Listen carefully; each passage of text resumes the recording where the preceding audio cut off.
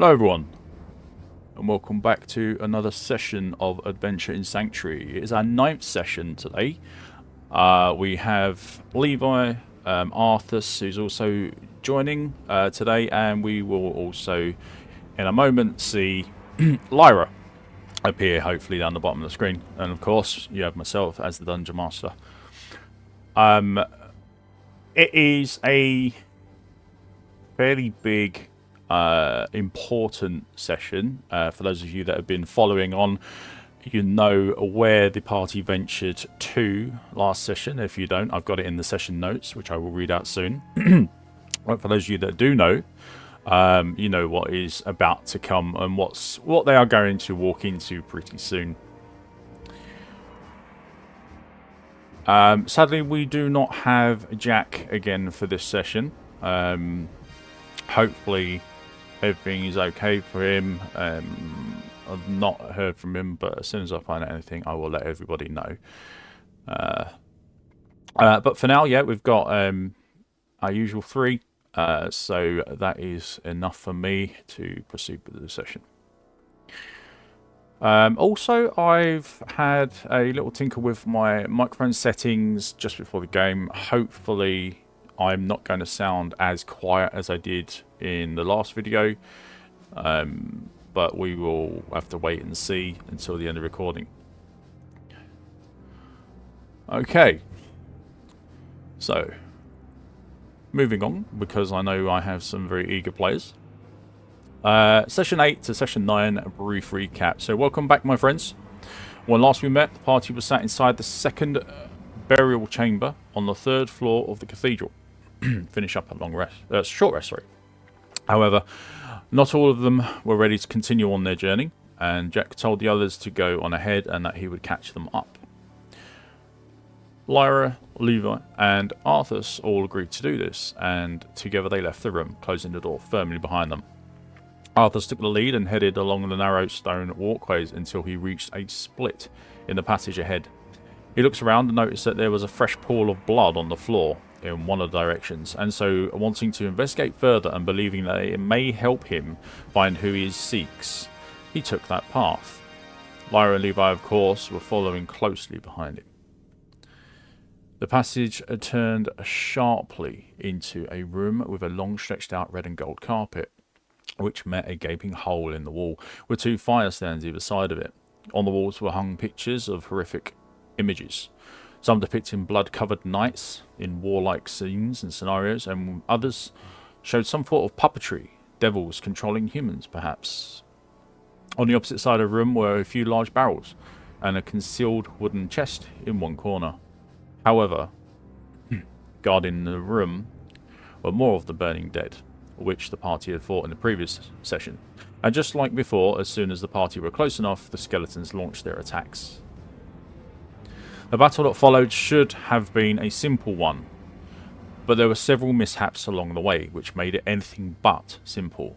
Levi tried to cast a ray of frost cantrip, and it failed miserably, which caused the magical essence of his spell to spiral out of control to a serious degree. As a result, he managed to send his spirit into the astral realm, tethered by a single silver shimmering cord to his physical body.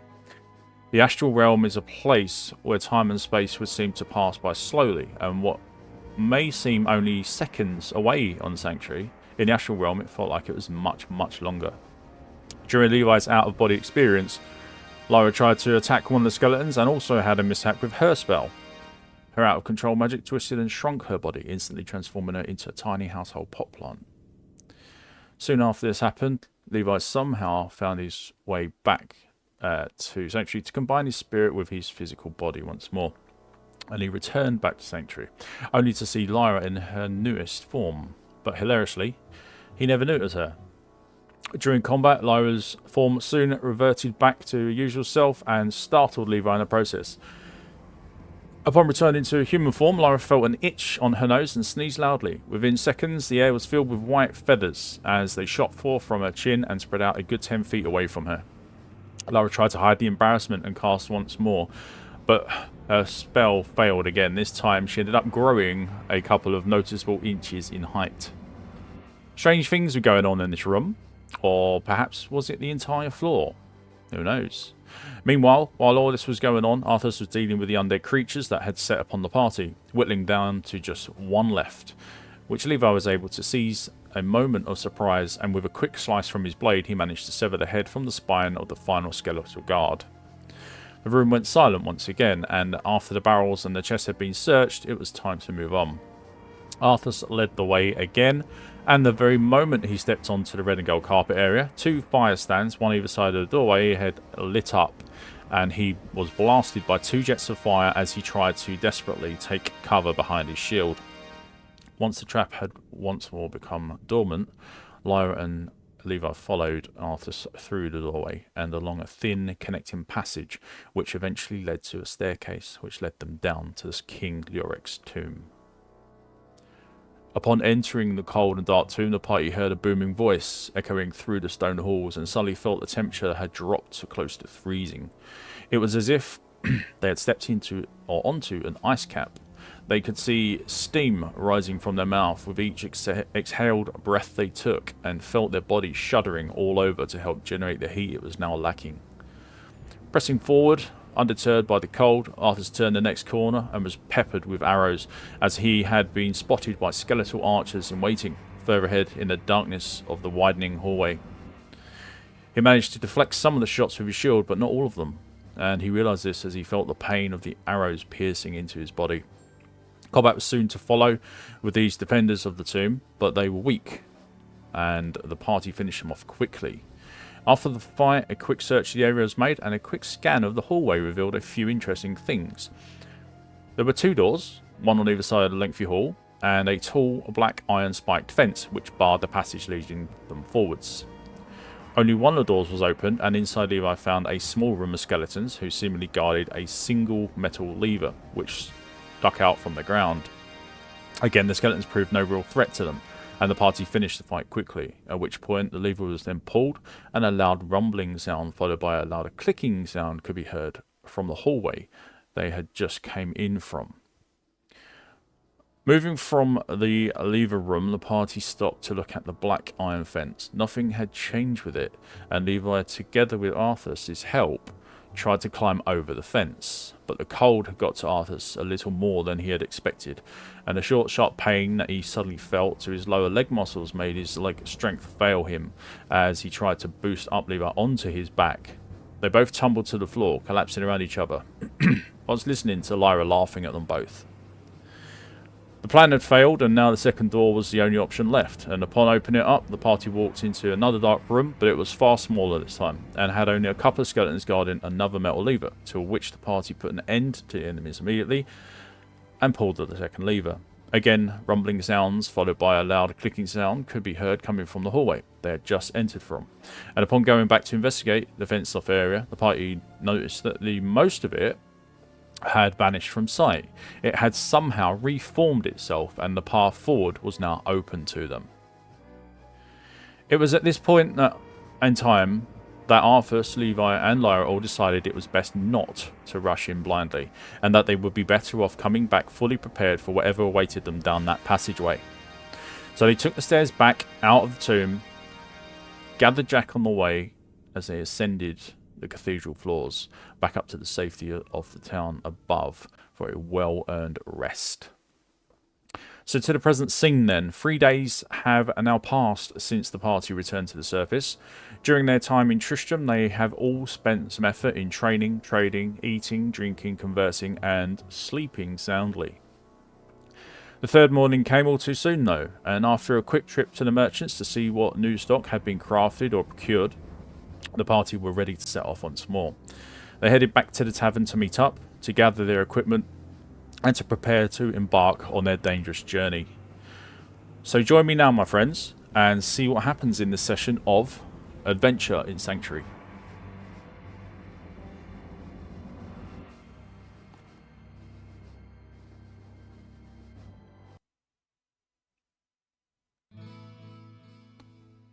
Okay.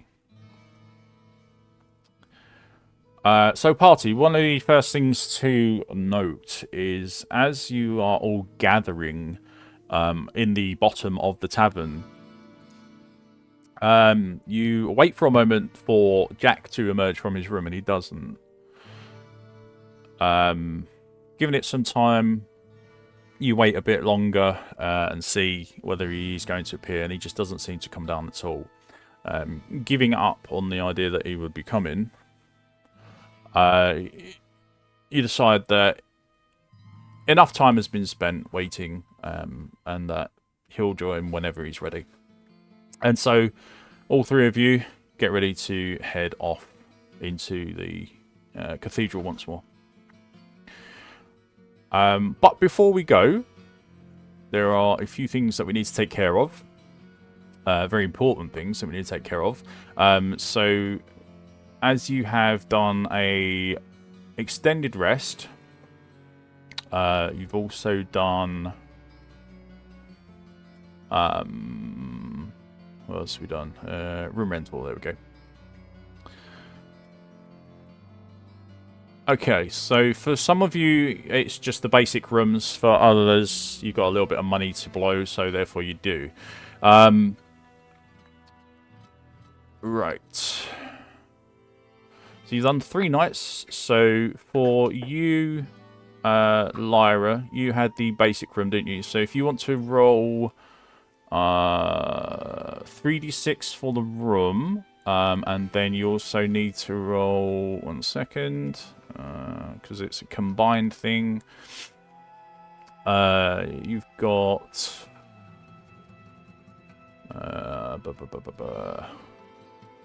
additional d8. So if you do 3d6 and 1d8 for me, tally it up, and that's your total HP that you get as passive, temporary, sorry. Alright, so you get 16 temporary HP. If you want to do the same, Levi, because I believe you've got a basic room as well. Yep. So 1d8 and 3d6. Yeah. 1d8. Alright, so you end up with 9 temporary HP. Okay. So for Arthas, who has a little bit of money on him, he's able to get a little bit more quality of a room. Arthas, if you want to roll 3d10 for me and 1d8 for me, please.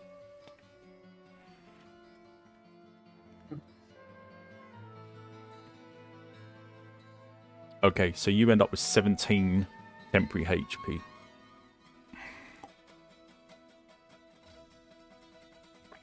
Very nice. Very nice indeed. So, now that's all done, if you want to all put your hit points up to the maximum and your MP up to the maximum for me, please. Everything that you would regain on a long rest or short rest, you also regain on extended rests. So that means any of your fighter abilities or your spent sorcery points or anything like that, or any hit dice, you've now got all those back. And MP dice, of course. Yeah. Now, does anyone have anything that they need to take care of in terms of adding anything to character sheets or removing anything before we dive on in? Nope. All set? Everything, Yeah, all set. everything working?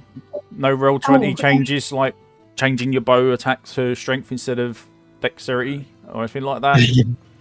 No, I think I just need to ask Levi how many potions he gave me for identifying the stuff.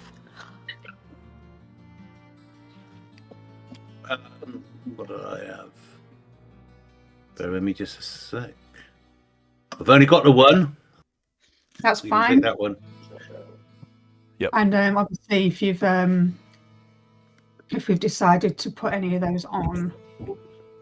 Yep. Yeah. Anything that you want on your belt, now is a good time to get it done. Make sure that you are prepared and ready.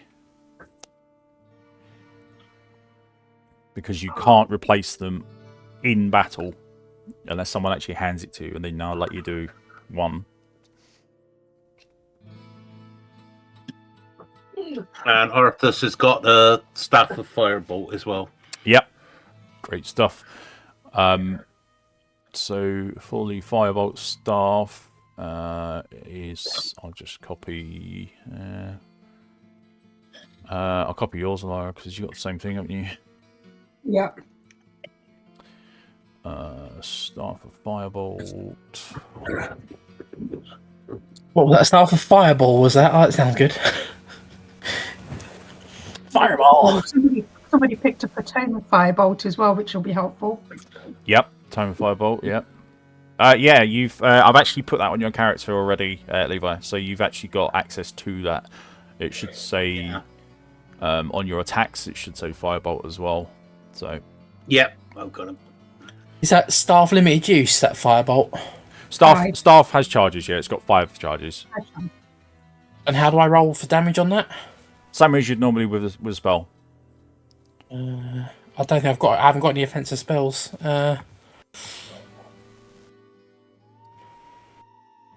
my spells are defensive, I think. Mm. Oh no. No, Did you put firebolt on my cantrip list? Yeah. Oh, okay, cool. Yeah, you got firebolt. Yeah, cool. All right then. But you got it through your class bit of ability, haven't you? You haven't got it through tome. So you've got the original firebolt, the cantrip firebolt. Oh, I didn't even realise I had that. Oh, okay. Well, there's no point in taking the staff, is there? If I've got the cantrip.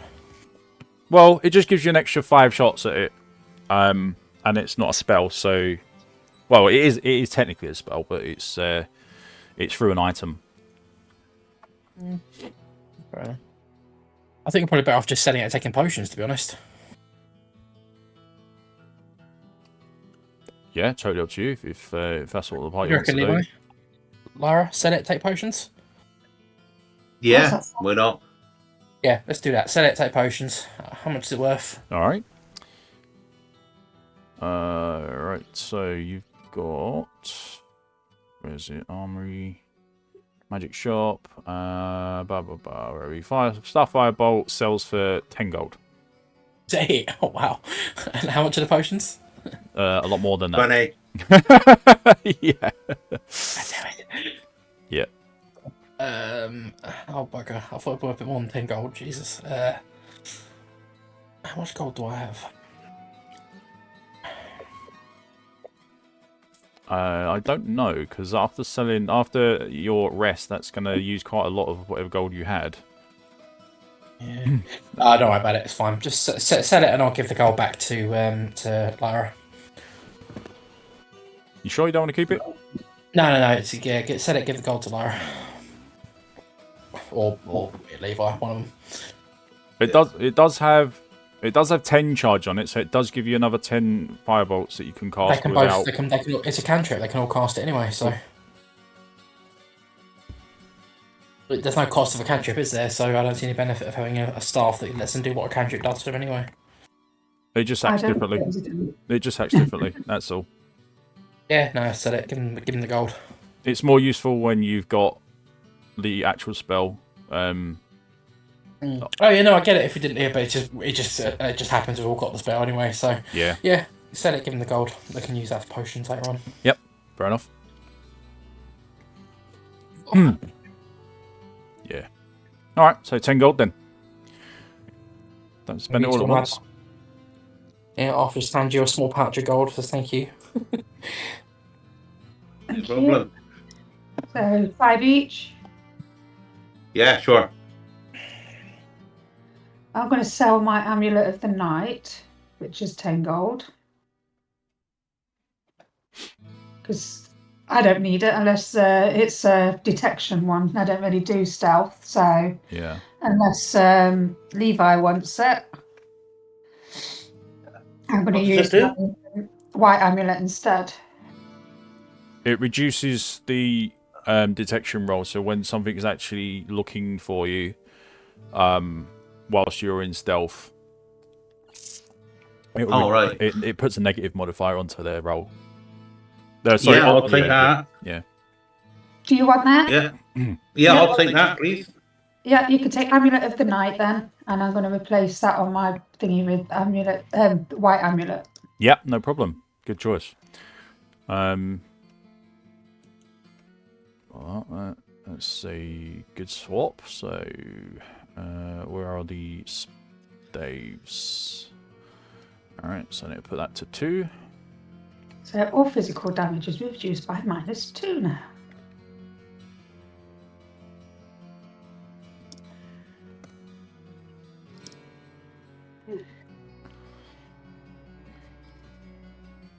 Okay.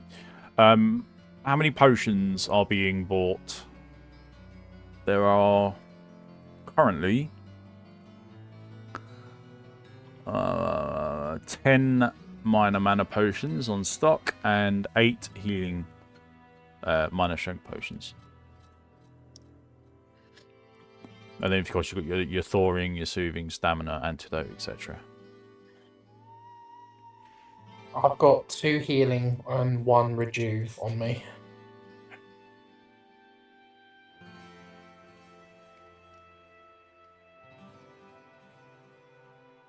Obviously, I don't really have much spending money for day-to-day use because I'm not really.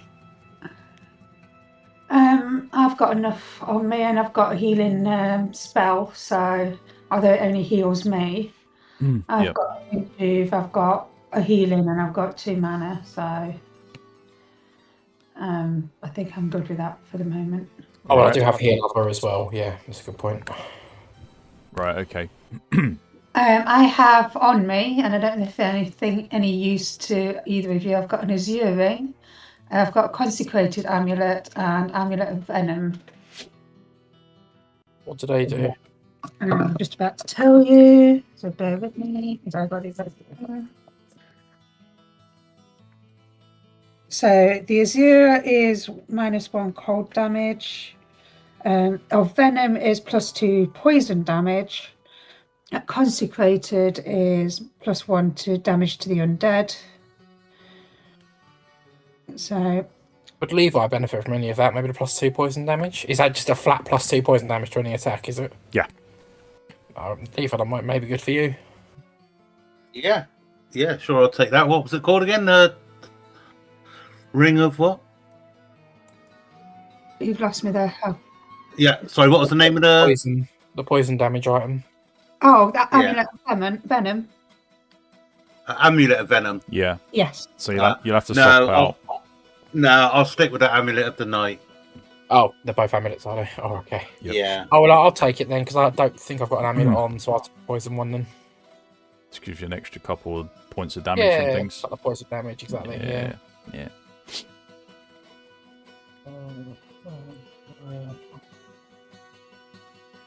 And I've got a lizard staff of healing, which adds 5 mana, and it casts healing, which I'm actually going to replace my. The healing only affects yourself, though, doesn't it? It doesn't affect others because it's not a healer. It's not a staff of healing others. That's right. I'm going to sell that, I think. Yep. Healing is for yourself. Heal other is for everyone else. So I'm going to keep hold of a couple. I'm going to sell the Azure, I think. So I'm just trying to fathom out which part they're in. Let's see if this works. Bear with. So I'm going to sell that. Yeah. 10 and the lizard staff of healing. If it's got 2, a prefix and a suffix, how does that work in terms of gold? On what, sorry? I've got lizard staff of healing. Yeah, so you take the value of the first one because the second one is a spell. Ah, okay. So you'll have lizards, which will give you +10 to the value of the staff. The staff value is in the magic shop, and it is a healing one, so it'll be 10. So you get 20 in total value for that one. So it'll double its value. Okay, so I've got 40 gold worth of sales there. Yeah. Just going to update my inventory.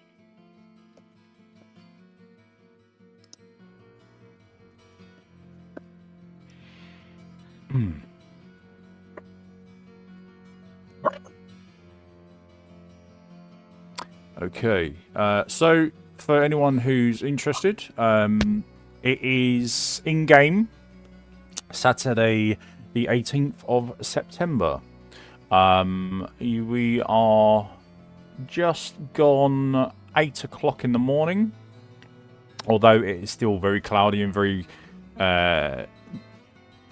murky around the town itself. Obviously that unnatural darkness, or gloominess I should say, that always surrounds it. But you do know that it is the morning.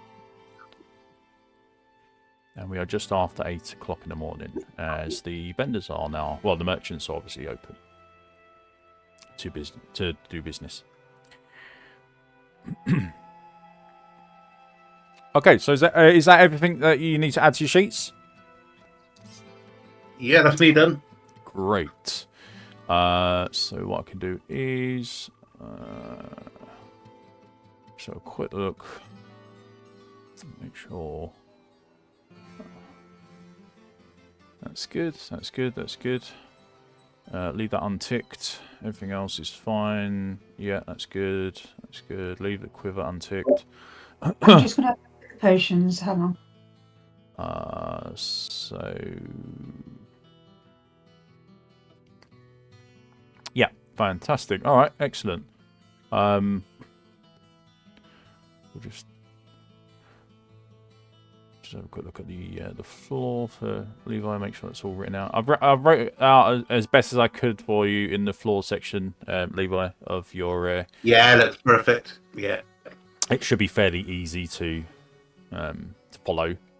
And where it says at the top, you can always edit this however you want, and where it says the second line down, his confidence level is currently X, just change that based on whatever it goes up to, and that's how you're going to track that.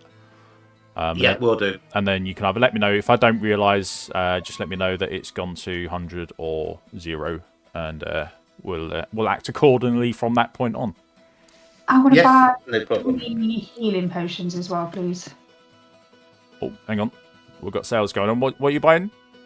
3 healing potions. 3. 3. Okay. 765. Okay, there's 5 left. So that's 1 from my belt and 2 more in my bag. Mm-hmm.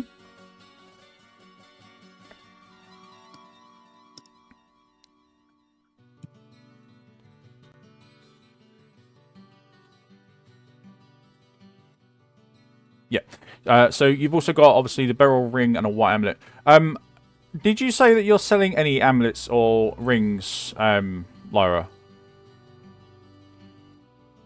I can't remember if you said... Yeah, you are.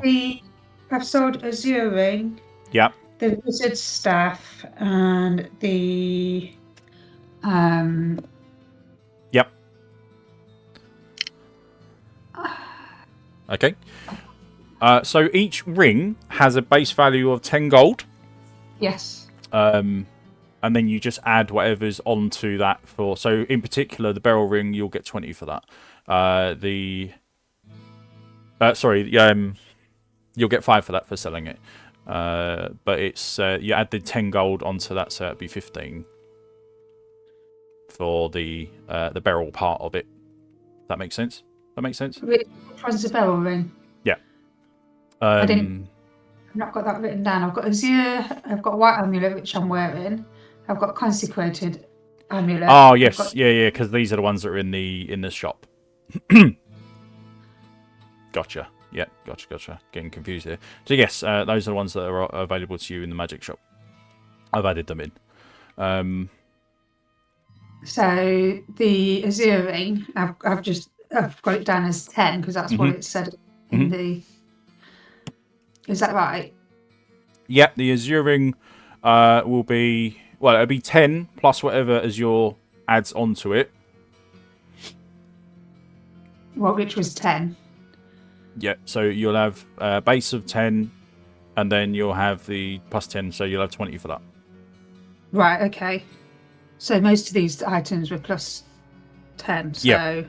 Ignore what it says on the lists, because the lists are if you buy it or sell it to the vendor. If you find something like you have and you've identified it, you haven't bought it from anywhere, then you set the price or you set the value of that, and that becomes the global value of that affix plus the ring's value as well. So they've all been sold for 20 each then instead of 10 each. Yeah. The sadly when you sell stuff to people, they tend to kind of like knock the value down of what you're selling them, but that's only because of if you've bought it from them, that's kind of like a sellback price that they'll accept for it. Right, okay. Yeah, so but always keep the base value of that item. So it'll always be 10 for a ring, and then plus whatever affix, and then that's whatever value the the item is for you. Right. Okay. Well, I've adjusted my gold and everything for the sales, the hotel, and Yep, the potions and stuff. So yeah, we're good. wonderful. All right, looking good. So We're good to go. Let's head back into that horrible, dark, dingy place. indeed.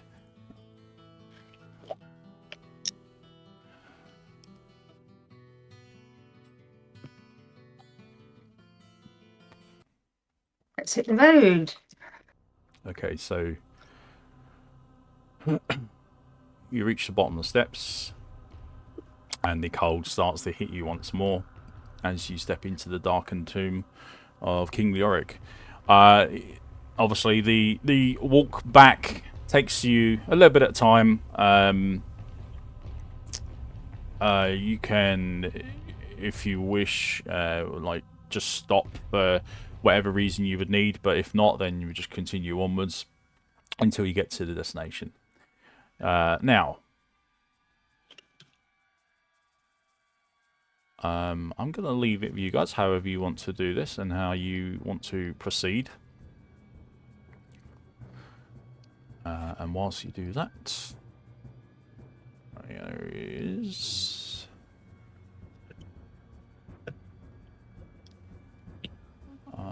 light. Yeah, okay.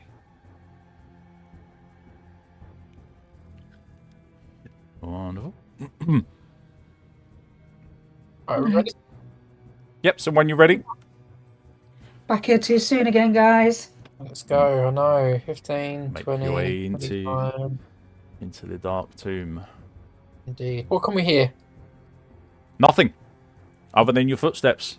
Eerily silent. It is, yeah, eerily silent. Arthas is having a bit of a flashback here of getting peppered with arrows the second he stepped around this The corner. moment you step around here. Ugh. Okay. 10, 15, 20, 25, 30.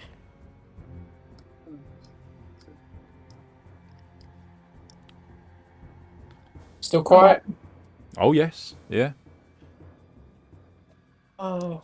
10, 15, 20, 25, 30, 35. I'll stop just at the sort of cusp over here. Mm-hmm. Those levers haven't undone themselves, so we're fine to go ahead, guys. What's that blue aura, DM? What do I see in that? You'll see plenty in a moment. Oh, joy. Age before beauty, guys. Age before beauty. Okay. Alright, Arthas will... Oh, go on. Sorry. Do you want me to sneak in first, see if I can take a peek round? You could certainly try. Right. Can I cast Disguise Self and disguise myself as a skeleton archer? Oh, that's clever. Yeah. It's gonna take some doing though, because you're not actually a skeleton. I don't know. Is it magical? It's an illusion. It's an illusion. Yeah, Yes. it's an In which case, illusion. then yes, yes, you can. Yes, you can. So I'll cast that on myself. Wonderful. Yeah, sounds good. Do you need a D100 off me for magic? Yes, please. If it's a spell. Yep, no problem. Okay, cool. So that's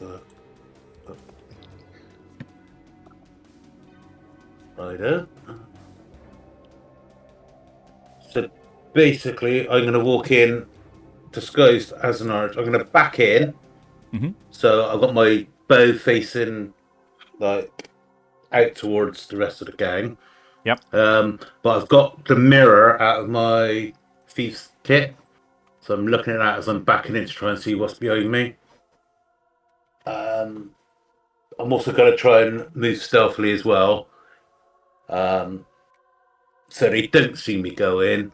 But if they do, they might think I'm just one of them. So I'll give you a stealth check.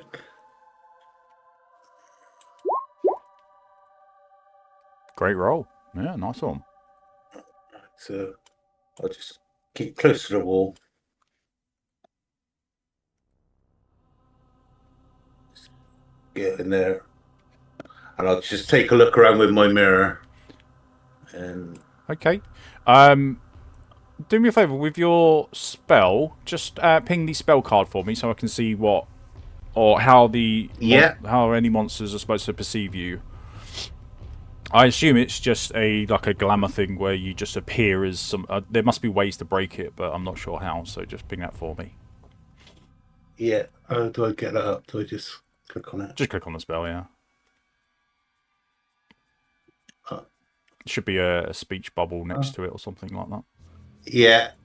You can do that. Oh, right. Public rule. What do I change it to? It's just coming up with a public rule. Have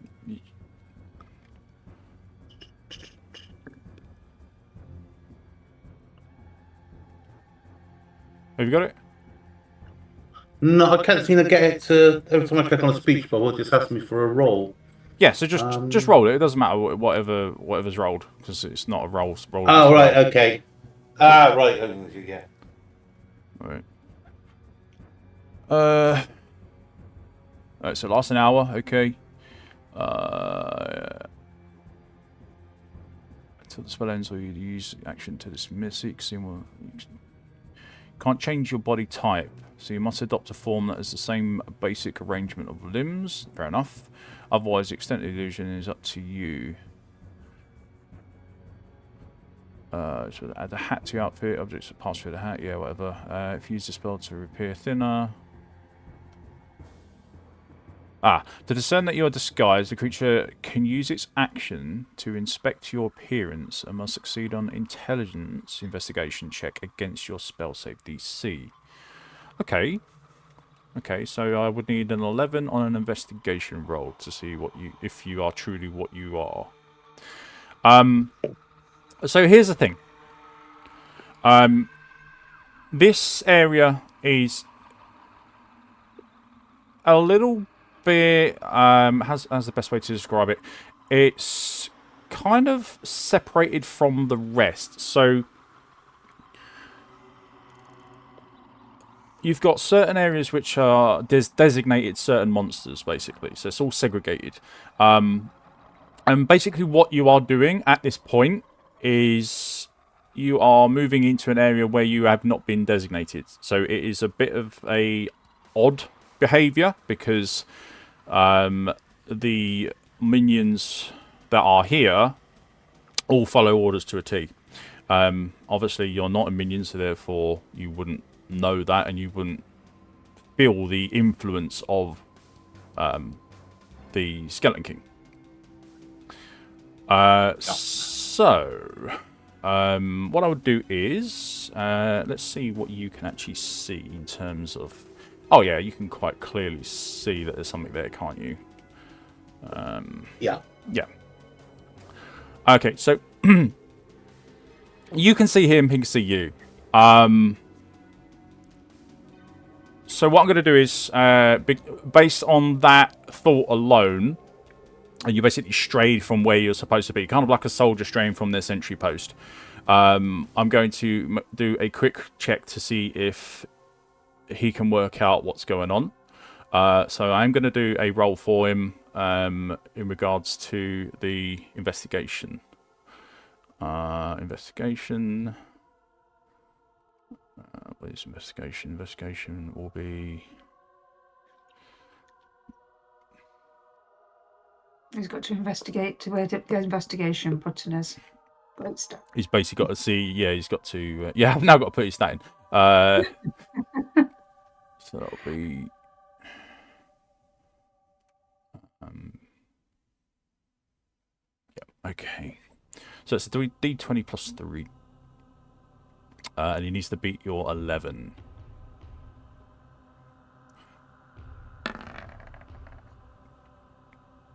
Okay. Oh. So as you get to the point of where you are now, you just hear a booming voice saying, "Stop!" And he's looking directly at you. At this point, you've got your mirror out and doing whatever it is you're doing, and it's looking very, very strange. Every second that passes, there's more and more things that are not the usual, shall we say, for a skeleton archer who somehow has a mirror. And he is going to move towards you. He's going to prepare to move towards you. We are still with you at the moment. You are pretty certain that he has worked out that you are not what you're pretending to be at this point. Okay. So, how do you react to what's going on? I slowly try and creep back out of the room. I'm sure I won't get very far, but I'll take a step back and try and relay to the others what I've seen. Right. So I'll just basically take one step here. No, he's all right, and I go again. And I'll just basically tell the others what I've seen in there through, like, kind of sign language. There's one boss in there. Mm-hmm. So I'm not speaking, I'm just, like, gesturing that there's a big guy in there to fight, and he seems to be on his own.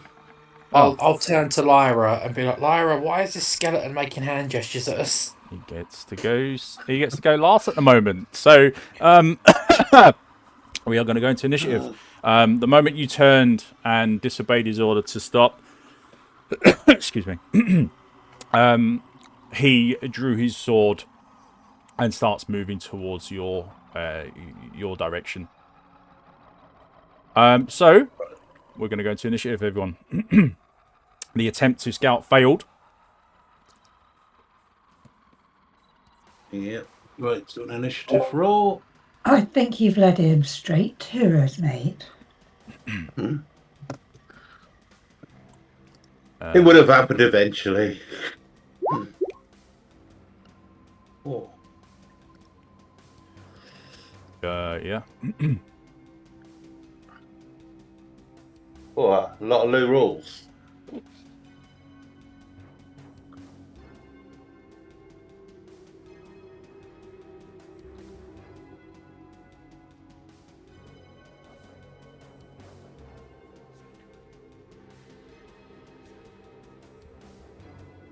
Okay. Please, skeleton king's got a low roll. He has a very low roll, yeah. Alright. So I've got that open, and we'll leave that for now. Okay. Let's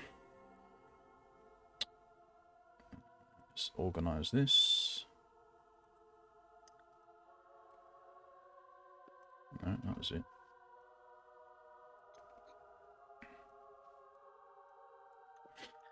Twelve, 10, 8, 6. What is going on here? Okay. So Arthas.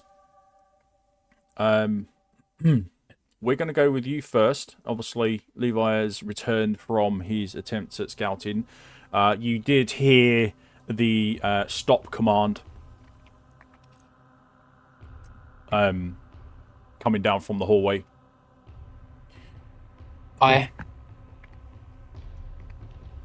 I will So ask Lyra. Lyra has a regeneration spell, doesn't she? It's healing. it's the Yeah, side, But doesn't side it give, effect of doesn't it healing. give regen as well? Yes, it does. It does. Yeah. Yeah. Okay, I'm gonna sort of suggest a battle plan. I'll take the front line, and they can both try and keep the regen up on me to keep me topped up, and then I'll step forward bravely into the breach and just onto the corner here, plant his shield down, and take a defensive stance and cast Blade Ward, and yell at the Skeleton King, "Come at me, you demon!" That's why I bought potions, because I can only do regen on me, not you. You know, Ah, Arthas, okay. you are obviously aware of who this is and how important this person. What, would I recognise? I wouldn't really recognise him. Yes, you I? would. Yes, you would. Yeah. Oh, I would. Yeah, you would. You know this is Leoric's tomb.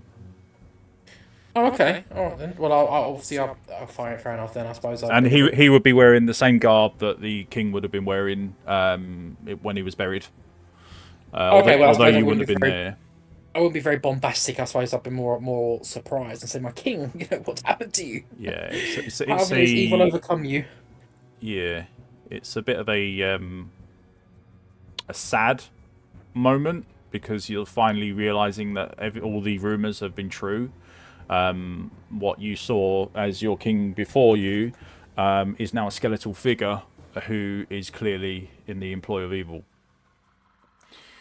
Yes, that would be rather soul destroying, to be honest. After giving my military career for his cause. Absolutely, yeah. You would have sworn an oath of your life to protect him, and this is. Well, I suppose rather than shout abuse at him, I suppose I'd actually try and persuade him and say, "My king, please stop! What are you doing? You've let this madness overcome you." I'll try and plead with him. Yeah, you can. Yeah, if you want to try and do a persuasion roll. Oh, okay. That's not going to get anywhere. But thematically, Arthur's probably would try it. Persuasion, yeah? Yeah, sure. Oh, yeah. I'll let you decide if you think that works or not. I'm just going to assume it falls on deaf ears, but Arthur will at the same time lower his sword. He's not going to attack his king, but he will take a defensive stance and put a blade ward up, ready for as the Skeleton King slowly sort of drifts towards him in his undead. Fair enough. Yeah, that's all I'm going to do. Just defend the front line.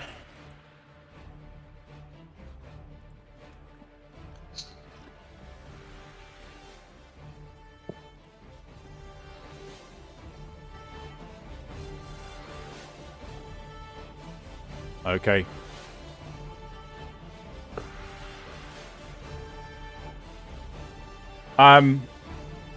It doesn't seem to be swayed at all by your words. You are yet another knight who is yet to fall to him to serve him in undeath forever.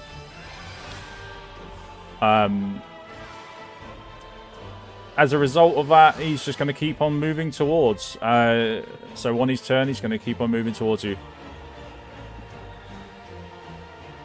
Lyra.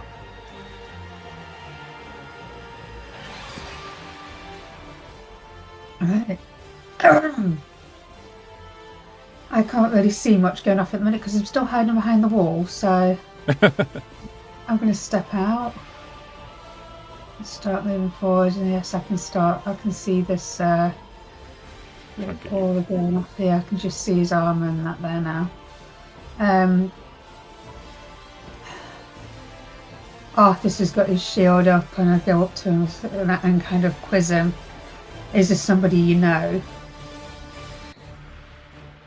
Arthas, he's not going to answer. He's too focused on what he's seeing. His beloved king turn into this demon.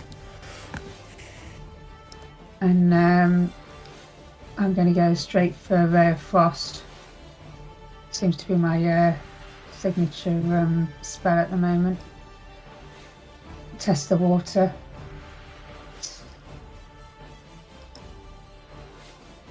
Uh, 14 to hit, 6 damage.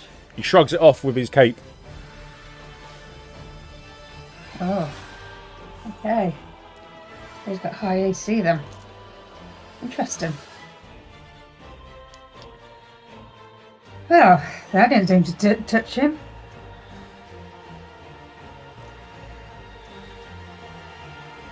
see if anything else can penetrate his. Is it? It seems to have an aura around him. Right. It might be protecting him, that aura. Yeah. Trying to see what. I can't see anything else in the room at the moment. Can you? No.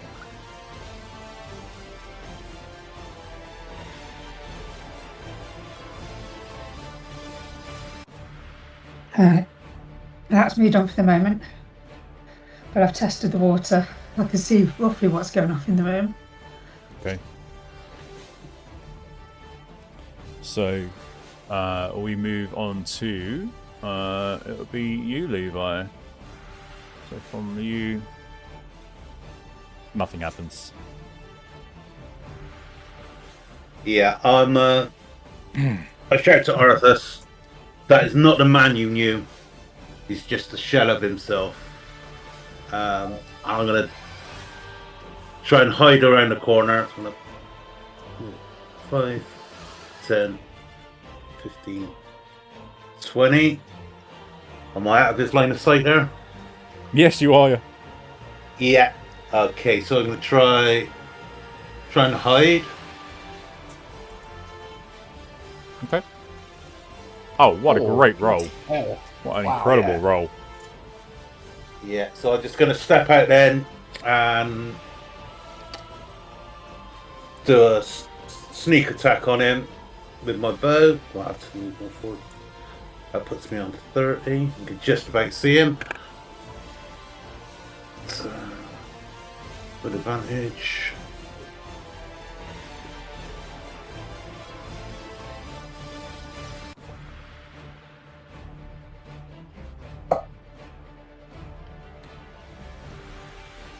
The 16 to hit. You lose your shot.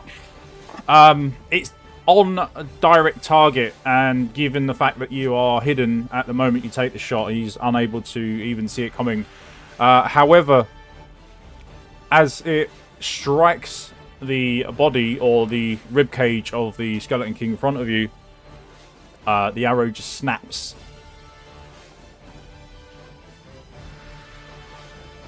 Damn, he's protected. We need to draw him out to us.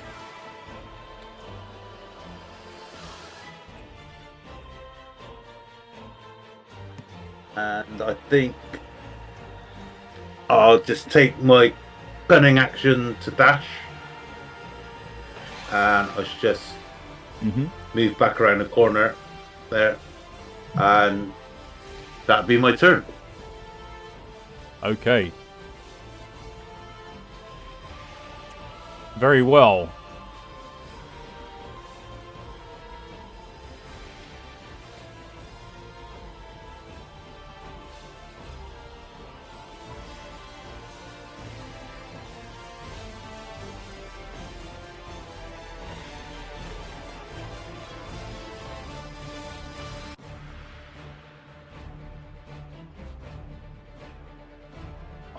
Right, so to start off with, we've got... where is he? Arthas and Lyra. Yes. yeah.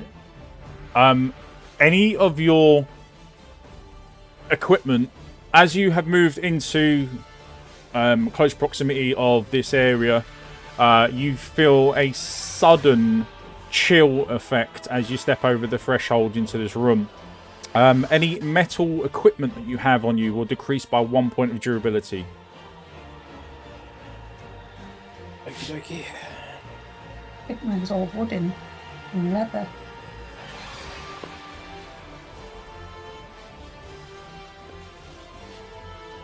That'll be my helm, my sword, my shield. Oh, is it wooden shield or a yeah, small shield? Small shield, yeah. 1, 2. Boots aren't metal, they don't count today. Nope. No, boots are leather. Okay, I've done that.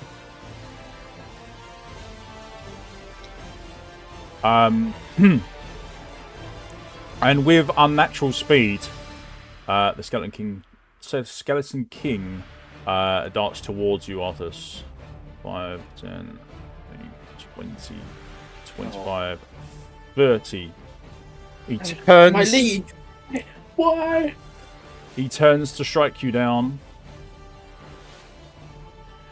Let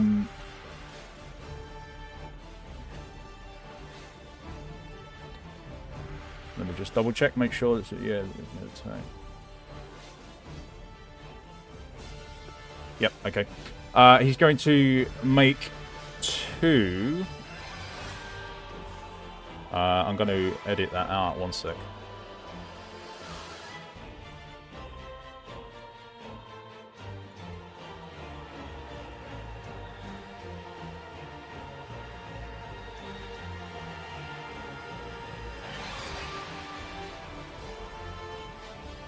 He turns to you, and with 2 wide sweeping swings of his blade, as it comes slicing in the air towards you, you can see that there are ice crystals that are forming as he swings the blade around the blade itself.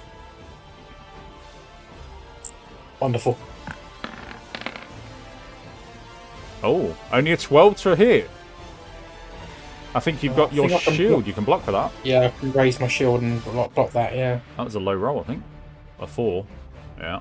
Yeah, lovely. So that's an extra 2, so it puts you up to, 14. Second strike comes around. Obviously, you can't block this one. Oof. Okay. He deals you 7 points of slashing damage. It's half down to 3. What's your AC? 12? AC, yeah, 12, yeah. So that would be 9 points of slashing in total. Sorry, no, 10 points slashing total.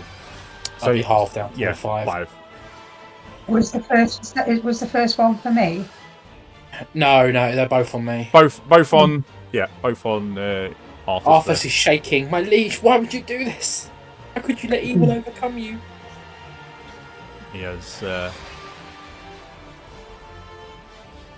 has no love for the living left in his body, or what's left of his body, I should say. Look like a champ, though. I'm going to pass on his bonus action for this turn. Well, thankfully that first attack didn't hit me, because that would have freaking hurt. Turn 2. Yeah, low damage on the one that I hit, and then high damage on the one that missed. You'd be lucky. Yeah. Arthas... Oh, sorry, go on. Yeah, sorry, Arthas, it's your turn. Yeah, I was going to say, Arthur said again, plead with his king to come to his senses, and why are you doing this, my liege? Please remember the love you have for your people.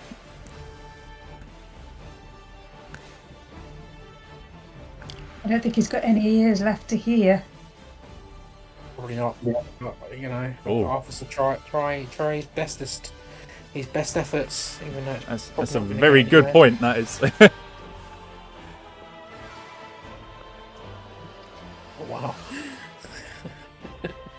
Keep trying, you're getting higher. Yeah, but I'll be dead by the time I get anywhere near a 20. Oh god, I can't do much else. I don't. Seeing how forceful he struck, I think Arthur's realised if he drops his defences in for a moment, he's going to get obliterated. So, you know, that even though Blade Ward took most of the force, it was such a force that he knocked me against the wall. So, I think Arthur is going to realise he can't drop his defence at all. Because if he does, he's going to get absolutely decapitated. So he's going to keep his shield up while pleading with Leoric to hear his cries for to come to his senses. But other than that, it would just be keep Blade Ward up and prepare for another very painful blow incoming. Okay. In which case, if that's what you're going to do, Lyra. Considering I'm feeling cold from this guy, I'm going to take a couple of steps back because he's diagonal to me at the moment. And I'm going to aim with fire instead. So, Inferno.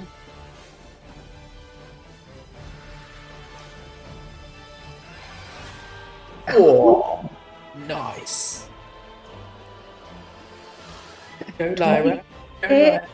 It's birthday. Yeah. 12. No, 14. That's 14, isn't it? 14 fire damage. Yeah, but you're a little bit too far away. You need to go back a square. It's 10 only feet. it's only 10 feet. You're here, aren't you? Yeah. Yeah. So there. That's it. Yeah. Yeah. Okay.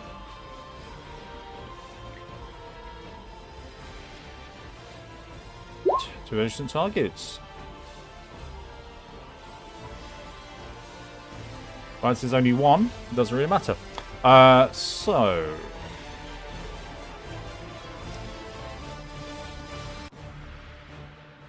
You don't Damage. get.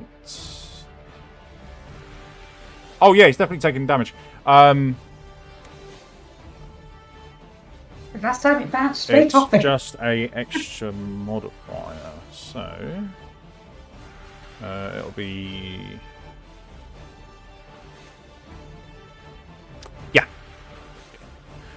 yeah, you can see that the Inferno washes over the body of the skeleton.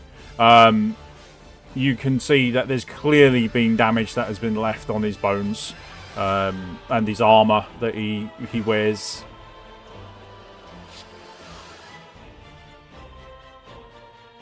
Right, the heat certainly affects him. There's the cold bounces off him. We definitely have a tactic here, guys.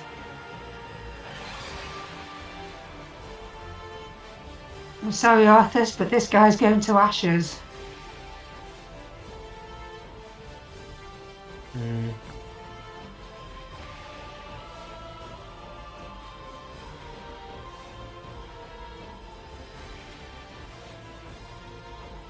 Okay. That's me. Okay.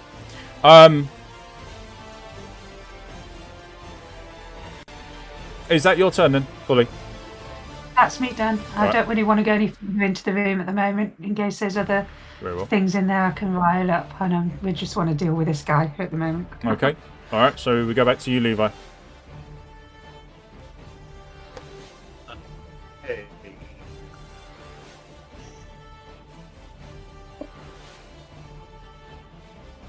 Is there anything I can see on him that may be protecting him, like an amulet or anything like that, that could be causing the cold around him?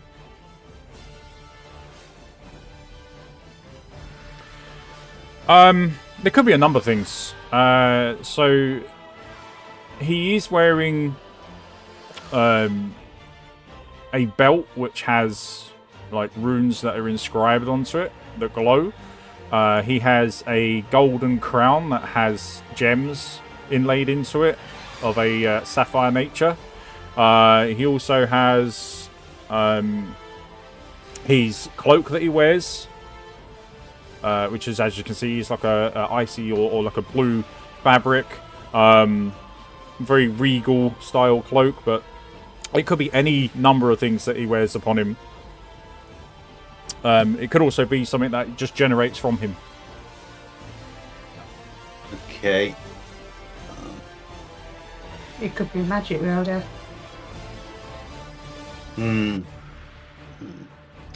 Okay. 1, 2, 3. Step up next to Lyra. And I will cast Fireball. Okay. So just a D20 then. Just a D20.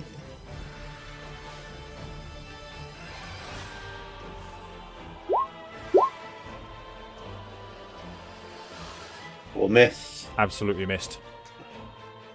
20. And I'll just step back. Use the rest of my movement. Just step back out the aura he's given off. And I'll end my turn there. Okay. Arthas braces for pain. Arthas, reduce your metal equipment by 1 durability. Again? Oh. Uh-oh. My helmet started to show some damage.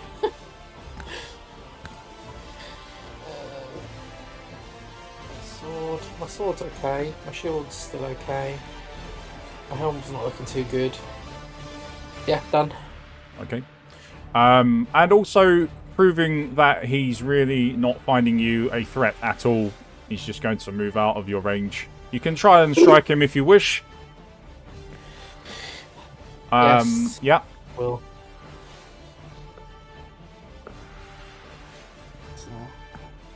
He's ignoring me, isn't he? Son of a bitch. I'll take that. An 18 to hit. Bounce off his armor. Jesus. You can now see as you've taken a strike with him and he's thrown back his cape a little bit more, you can see a very ornate looking plate armor. It doesn't cover all of his chest. You can see his ribcage like pokes through in certain places. It's more like a patchwork version of a full plate chest piece. He's also got plate gloves and plate boots. Jesus. Bet you wish you'd kept that stuff of firebolt now. I don't need it. I've got firebolt. You do indeed. I can't opportunity attack the cantrip. I don't have the warcaster. No, you do not.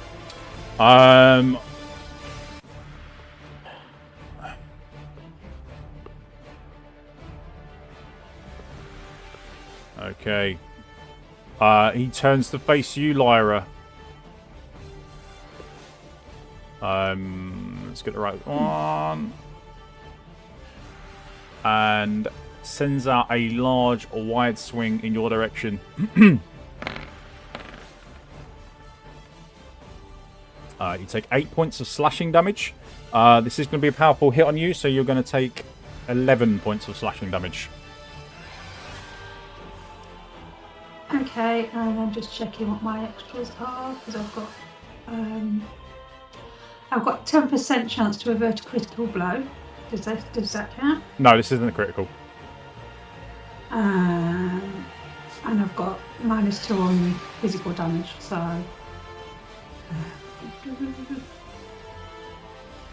What's your... So that was 11, didn't you? Yeah. So that takes it to 9. What's your -2 from? Your armor. My white amulets and stuff. I've got 1 on my armor, I think it is, and then 1 on my ring. It's amulet, and then it was 1 on something else. I couldn't find it, but it was in there somewhere. Right. Okay. Let's just have a look in jewellery. So white is all elemental damage. This is physical damage. It just said all damage. On white. Are you... No, I don't think so. It says all element damage.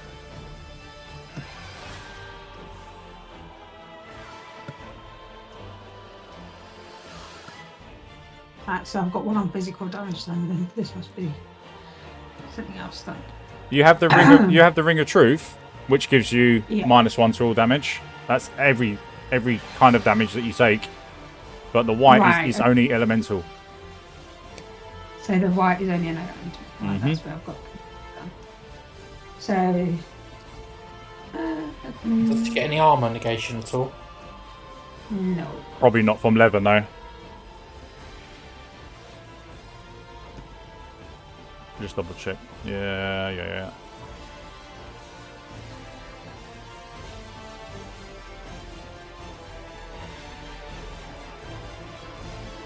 I'm just making sure I've got this new right. Yes. So the ring of truth does actually give you both physical and magical reduction. It has a special rule of all damage taken by 1.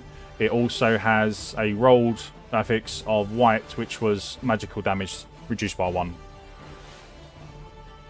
So that ring alone does give you -1 to everything and -2 to all elements.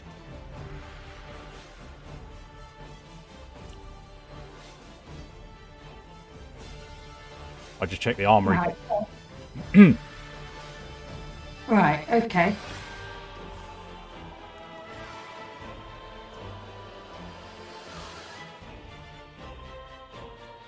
So I've added the elemental damage reduced by 1. So should it be all magic by 2 then now? You confused me. No. Anything that has white is all magical. So if you got a ring that has white rolled onto it, then you minus everything magical by 1. Right. As you've got a unique, it has 2 affixes. It has the white property and it also has a special property which reduces all damage. So anything you take, physical or magical. So it all stacks up. Right, so the elemental is magic. So my overall magic damage now is reduced by 2, yeah? Yeah. Right. Just making sure I've got it recorded right, otherwise I'll get my knickers a little twist. So I'm only reducing my damage by 1. So it's 10 instead of 11. Yeah, that's right. Right. I'm good.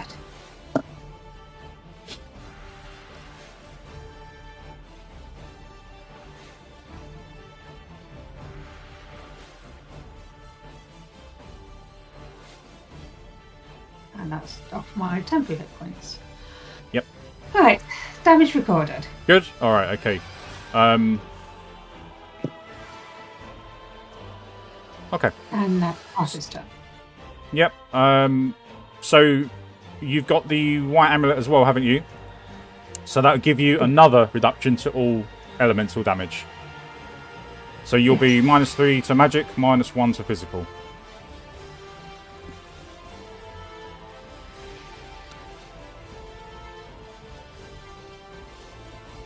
And this does count for any physical.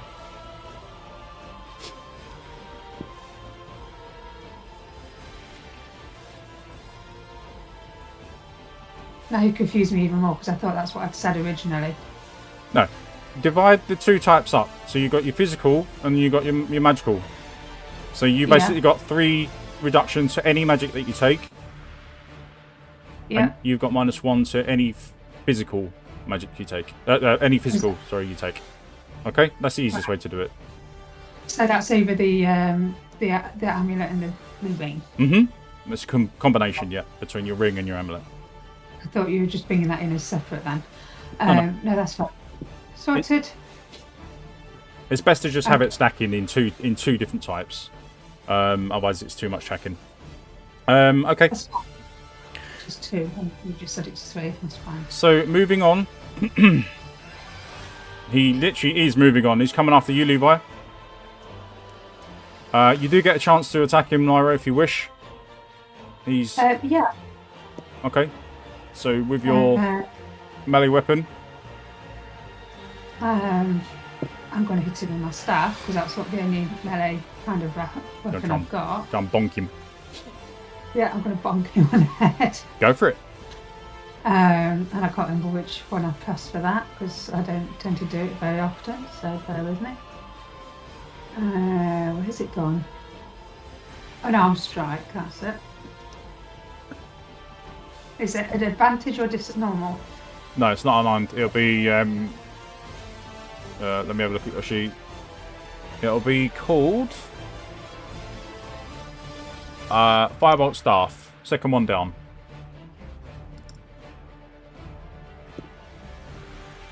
And just normal, is it? Yeah, just normal, yeah.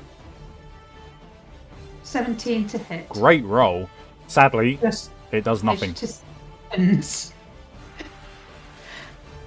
So he moves on. Undeterred. Going to take on Levi. Take a swing for you.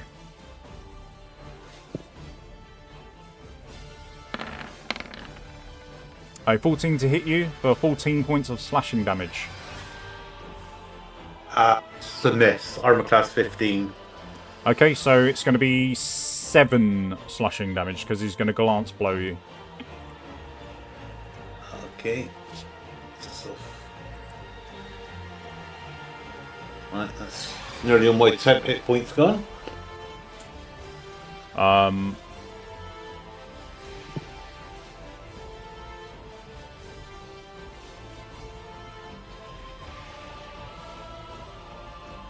Okay, and to end his turn, he is going to use his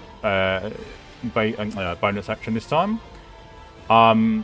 He takes his sword and holds it out in front of him and slams it into the ground. You see him kind of just stand there hovering over it, but not like literally. He just stands there and he outstretches his arms, and so he stands like a T-pose. And you can see that there's energy that gathers at his fingertips, and either side of him, the ground starts to move. Looking down sharply, you can see that there are hands that are starting to crawl out of the ground.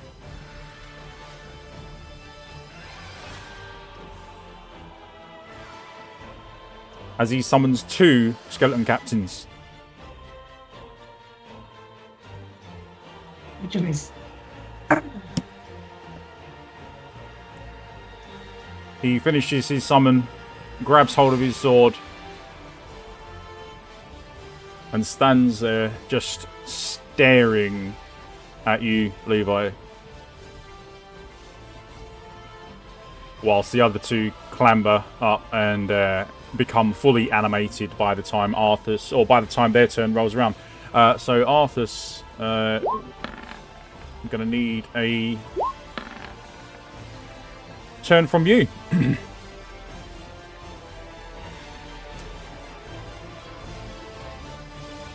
The captains are forming at the moment. You can attack them, but they won't get their turn until turn 4. So we will skip past that one and we will go to Arthas. Arthas will see that his sword attack did nothing, and instead call upon his powers and cast Magic Missile on the Skeleton King. Okay. Right. There's 2 other things that we have to take into account here. So the first thing is you, Arthas, you attacked the Skeleton King in melee. Give me a D100, please. Also, Lyra, I need a D100 from you as well, please.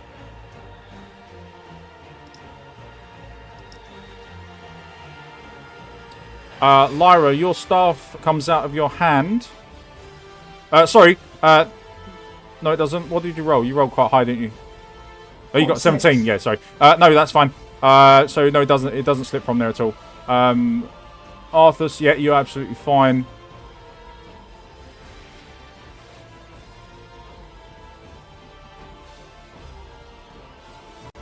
Did I read that right? One sec.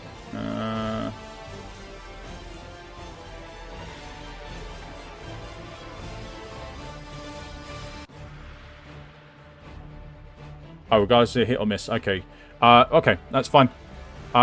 You find yourselves instantly feeling very, very cold. More so cold than you did previously. The moment you enter the aura and attack the Skeleton King, you both become chilled. Levi, you haven't done any melee attacks, so you haven't been affected by anything. Magic Missile. Magic Missile. Damage. 6 damage.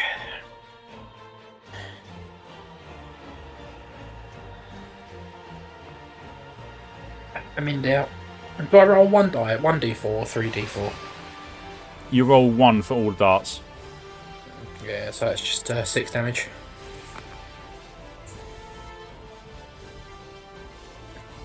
Oh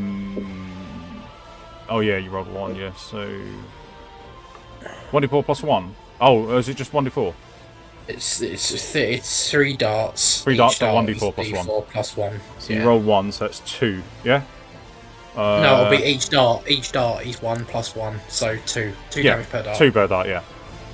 So okay. 3 darts damage. That's fine, so 3 darts.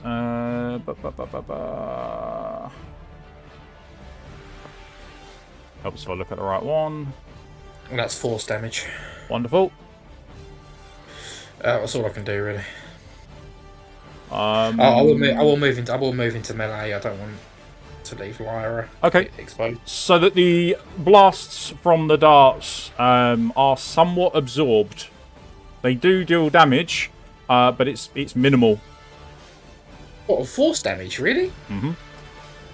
Oh, damn. This guy's a tank.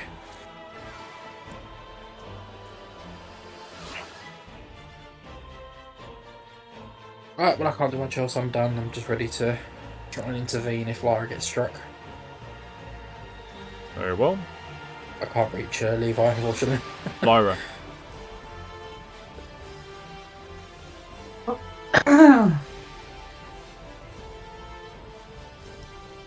Well, considering I can't move very far, I might as well get some heat flowing around and go through Inferno again.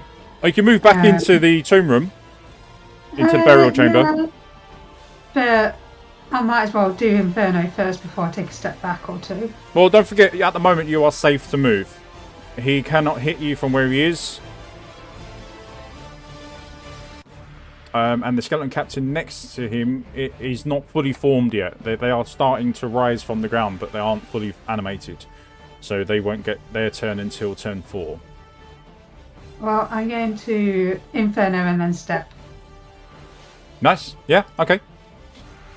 Oh, beautiful. Ooh. Oh, well done again. Very nice. And then I'm taking a step back. Okay, so for your nat 20,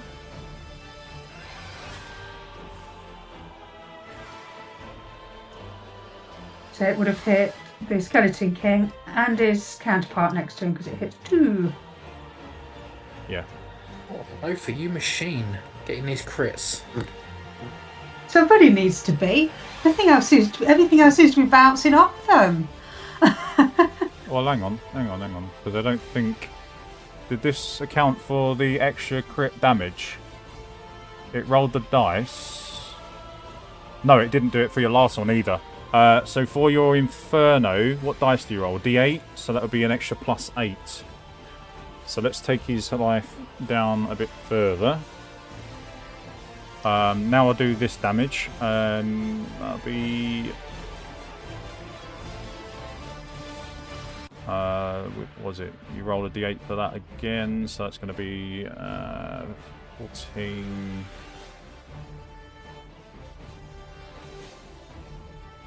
Okay. Yeah, 2 big hits on there, on that one. Yeah, again, the flames just wash over the skeleton captain and the skeleton king.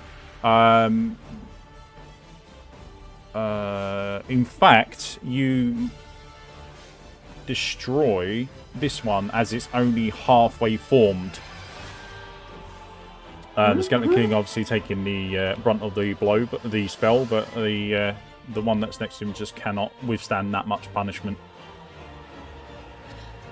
At least we're getting somewhere, guys.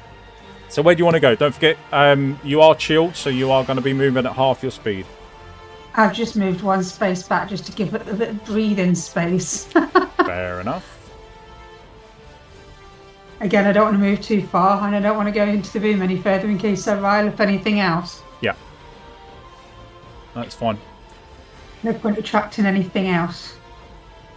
This guy's hefty enough on his own with his tin can round him. Oh, cool. Okay.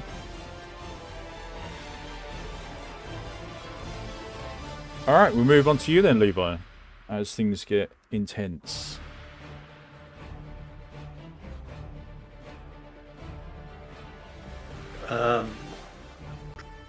Ooh.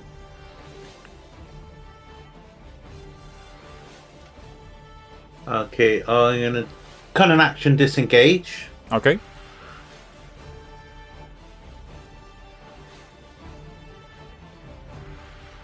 Take movement 1, 2, 3, 5, 6. I'm just gonna. Both the captains still up? No, one died. One got completely torched. Right, so this one here is still alive then, is it? This one here. Yeah. Okay. And I'll take a shot at him with my bow. Okay. Sneak attack.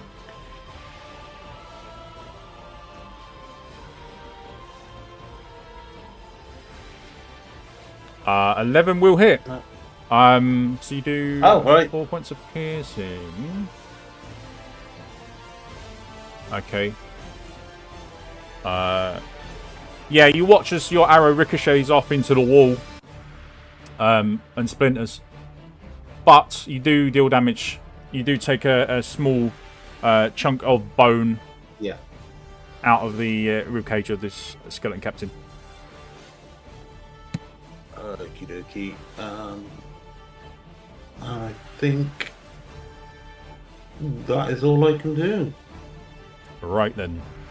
Yeah, that's me. Yep, so he's not going to get a turn because he's forming at this point, so he's not quite animated yet.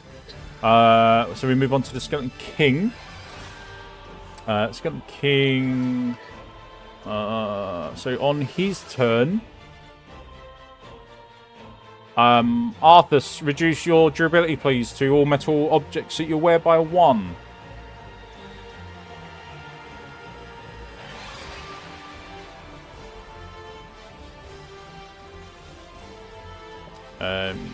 He's going to end up naked at this rate.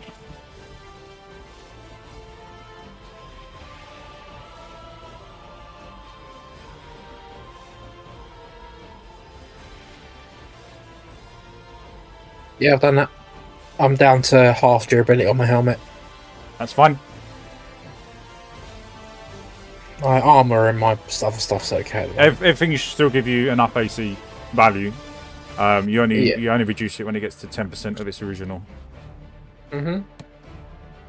So, with that done, we are now on... What turn are we on? We're on turn 3 still. Turn 3... Nope, that's not unlocked yet, so I'll leave that. So he's just going to turn to face you and strike at you twice, Arthas. Wonderful. 23 for 11 slashing. Yeah, that'll be a powerful hit. So 14. Oh, there go my temporary hit points. And there's the crit. This is going to really hurt. So he drives the blade back and forcing it forward comes at you like a stabbing motion. Well, first off, let's see if it is a critical. So I need you to roll your D100. No, it's not. I fucking did it. So the blade hits your helm and bounces off. You still feel the whack from the hit, but it doesn't cause the amount of damage.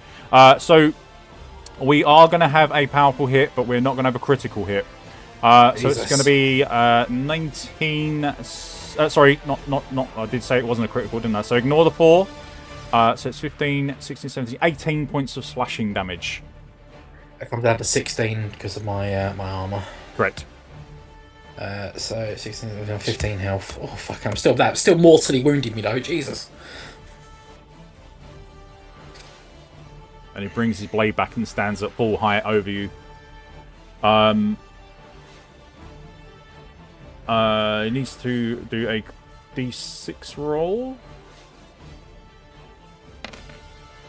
Nope. Failed. And that is that. So we move on to turn count 4. Arthas, we're with you. We're going to chug a potion. because that hurt.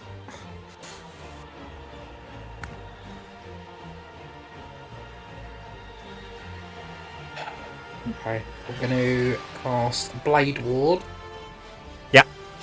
And we're going to action surge, and I'm going to cast Protection from Good and Evil on Lyra from Undead. Yeah, okay.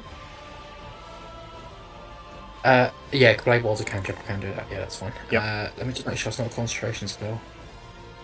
It doesn't look like it is. That's good. Blade Ward isn't. Oh no, it is. No, it is. Bugger. Okay, that's not good. What, the protection? Yeah, that's... Yeah, it's. Yep. I didn't realise it's concentration. Fuck. Okay. Well, I'll give it to Ophi anyway. So Ophi, any attack against you from Undead is now disadvantage. Unless they break my concentration, in which case I can't do much else about it. I'm talking away and I forgot to put myself on mute because of the dog, but thank you. I'll also use my second wind because I didn't get anything on the health potion. Yep, sure. Oh my god. Nothing's really working too well right now. No. Right, 5 was at 20. And then I get my 2 plus my cons, so that's 21. Not great. Not great. I'm at 20, 22. 15 plus 5 plus 2 plus 2 should be 23.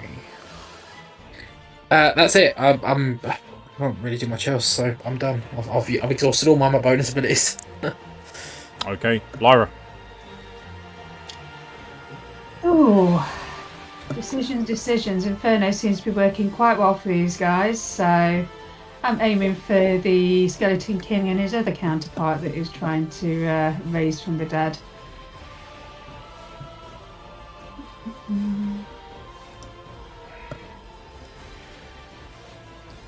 Oh, considering I've had some really good runs with it so far, that one's shocking. Yeah, that's a shame. It is a shame. And I'm within reaching distance of Arthas, so I'm going to say to him, have you got enough healing potions, mate? Because I've still got some on my belt if you need more. Well, my belt's pretty visible, so you'd see I've got 2 healing potions there, or 2 potions I could drink. So I'm not out yet. Shout if you need any, mate. Okay.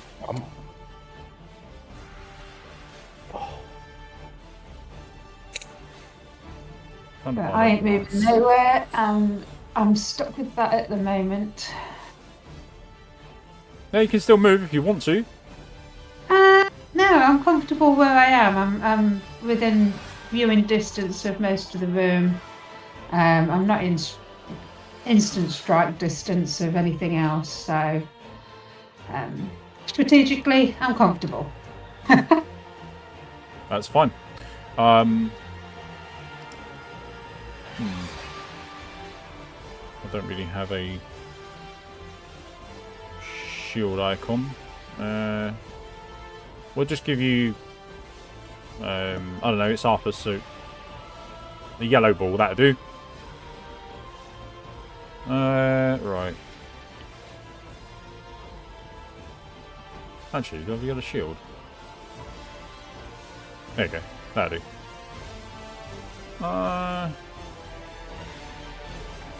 Okay, we move on to you then, Levi. Just as you can see, the skeletal captain has almost fully finished animating next to the skeleton king.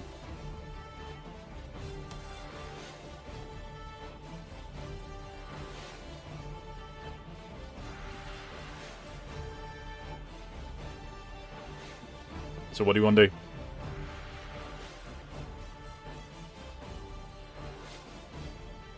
Is he there?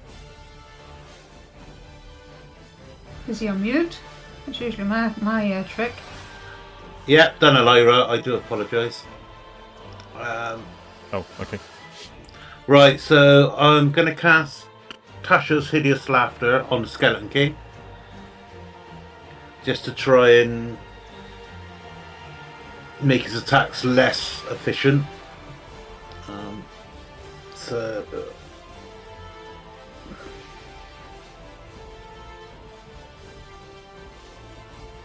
hopefully that would work.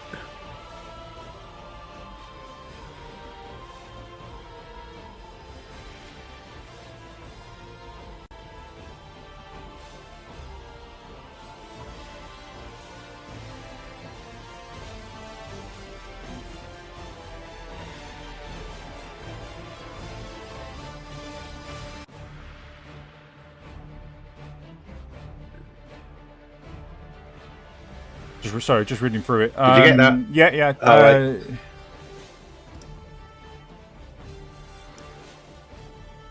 It's a mind effect.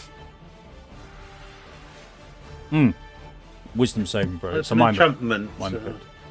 Yeah.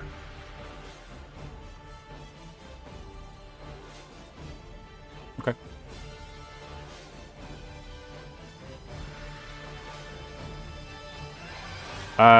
You can see straight away that the Skeleton King is not affected by your spell. Oh, okay. Alright, in that case then, I was just...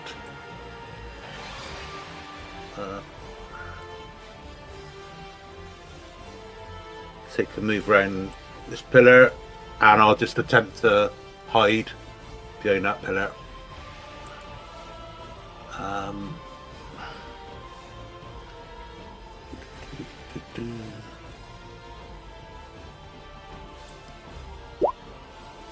How bad?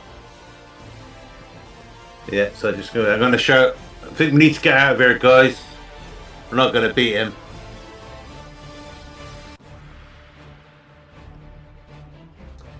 And my turn there. Okay. Skeleton Captain is now fully formed. He moves to the side of you, Arthas, and takes a swing.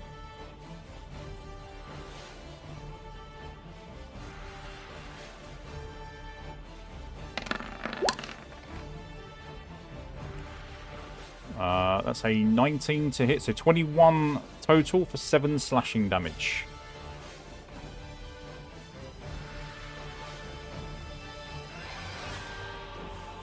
Halved, obviously. Yeah, and then with my armor, it basically knocks it down to 1. Yep. I do have to roll concentration, which is what I didn't want. For my protection spell on Lyra. Mm-hmm.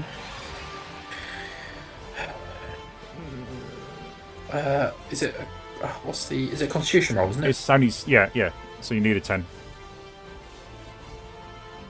Yep, perfect. Yep, all good. Very, very well held on to that. But then again, you took minor damage, so it's not really surprising. You held your concentration nicely. Okay, that's his turn done. The Skeleton King. Oh, we're around there again, are we? Okay, so for no, you still are there. So that's going to be another 1 durability to all your gear, Arthas. Wonderful. Remember, you are chilled, so you can still move. You just move at half speed. Mm-hmm. Right. Captain, no good. He's done his. We are on turn 4. Are we not? We are indeed. So turn 4, he unlocks a new attack. Can only be used once per turn. That's fine. He is going to draw his sword back and kind of like take a like a baseball swing towards your knee area. He'll do so on an 18 to hit. I need you to make a dex save, otherwise you fall prone. the dex. What? Sorry. I need you to make a dex save of 16, otherwise you fall prone. That's not going to go very well for me. Definitely not. No. He brings back his blade and swings for you as you are on the floor. 14 to hit. Oh, I can block that to make it a glancing. Oh no, my armor will be at match. So would that be it'd be 12 to hit? It'd be a 12. Would that be glancing or would that be full hit? Sorry, what was that? I could use my reaction to make my armor class equal to the hit. So you meet it still, but does that make it a glancing or a fall? It makes it a hit. Meets it, beats it. Okay. Fair enough, no point then. It would have to be a 13 to get a glance. So 15 slashing damage. Again, halved, down to 7, Yep. 2, so I was like 5, so I was like 6 in total, and that's another con save. Yep. And I'm prone, yeah? Yep. So you need a Oh dear. you need a 50, whatever you took after the reductions. Yeah, I've done that. And then have another con save. Oh, I've got a feeling you're going to get me to fail a con save in a minute.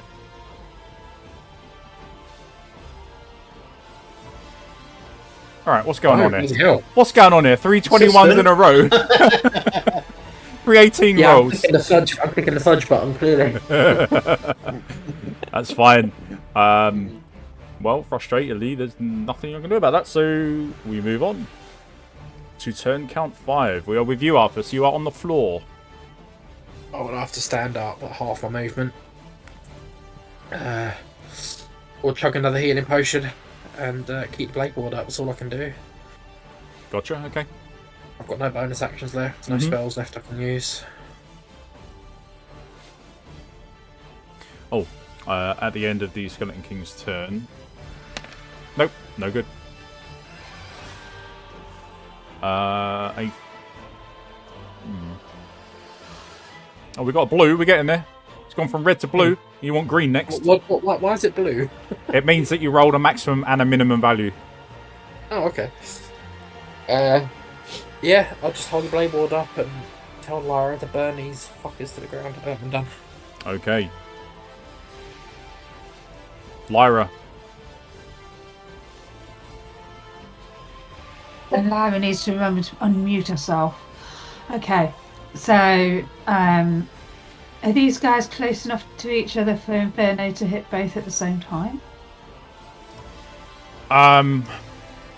It does say adjacent. They're not adjacent. They're diagonal to each other, so no. Okay, I'll prioritise the Skeleton King.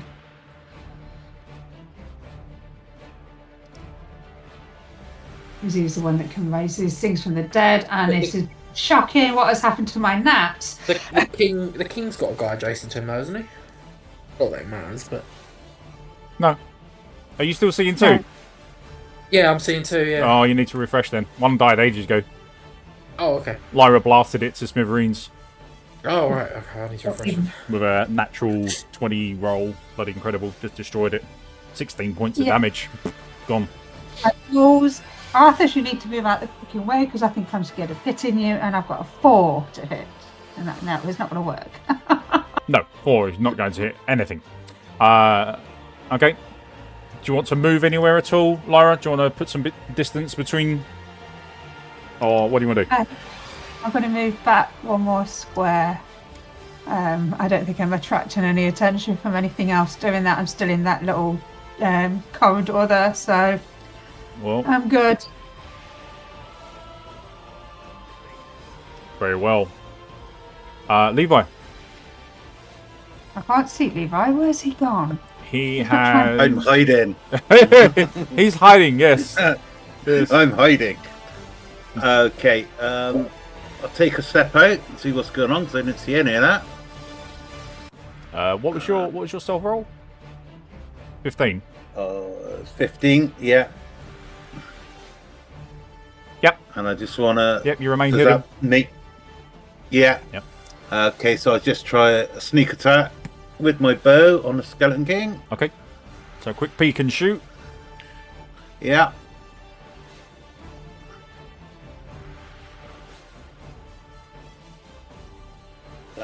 No. No chance. No. Okay, and I'll just duck back behind us, and I'll just wait there.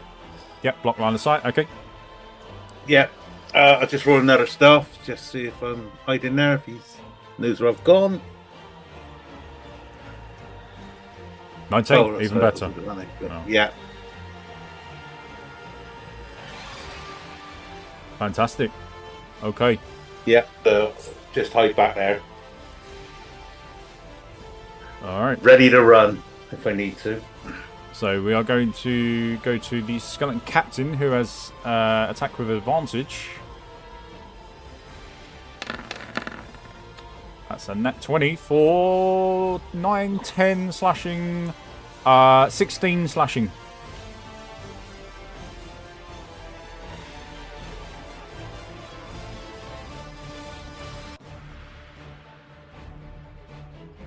That's on me, right? Yep, Yeah, I'll take it, yeah. that's halved, and then reduced.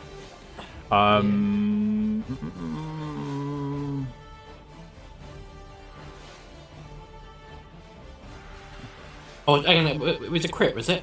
Yeah. Oh yeah, you can do. Was it- Yeah, do you do 100? You do 100. Yeah, I was going to say, yeah, that sounds like a lot. 100. You got. Oh, you've done it again. We've done it again. All right, so that would be 9, 10, 11, only 12 points of slashing.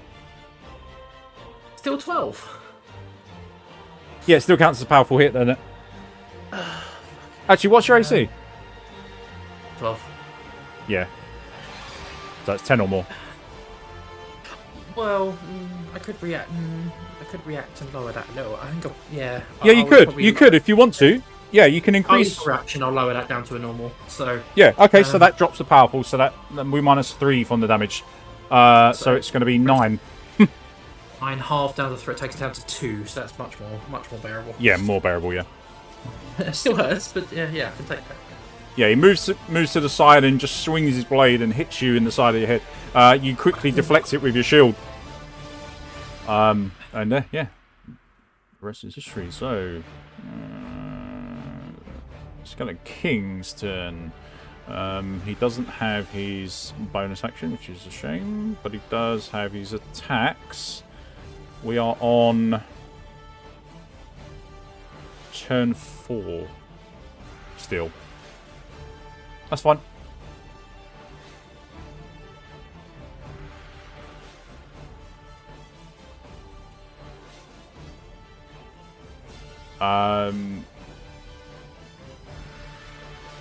Yep, so he's going to try and sweep your leg again. That's going to be normal attack. And that's a miss. You can only use this attack once per turn, so therefore you don't have to make any form of dexterity saves or anything like that. He's going to follow up with his King Strike and completely whiff that as well. That's good news. But yeah, absolutely. Alright, we move on to... Oh, turn 6? Oh, we are on turn count 6. Very nice. I like that. Arthas, we'll review. Reduce your durability by 1, please. Yeah, that helmet that keeps saving me, that's only got a couple of turns left in it.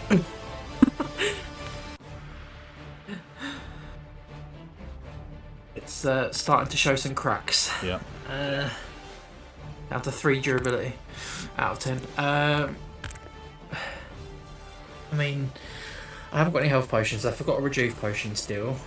Don't really want to use that yet. I'll just keep the blade ward up. That's all I can do, really.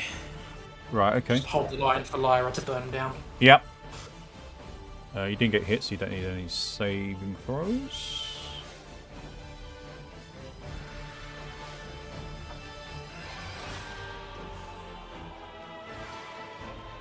I can see that shield more. Alright, you ready, Lyra? We're back with you. It is turn count 6.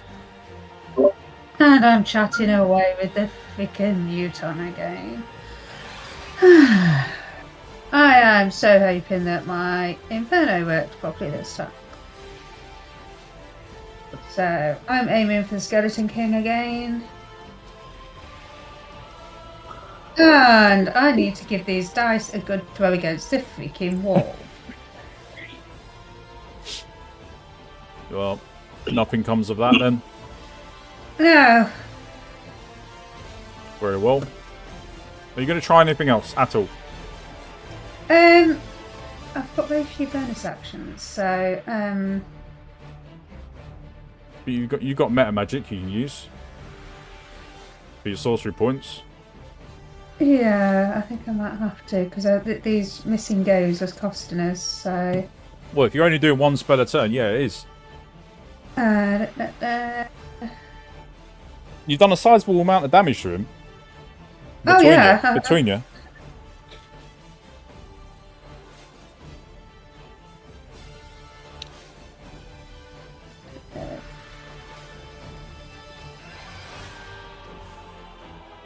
So the quicken spell, I think, changes my casting to any of my spells to a bonus action. So if I use a quicken spell. Mm-hmm.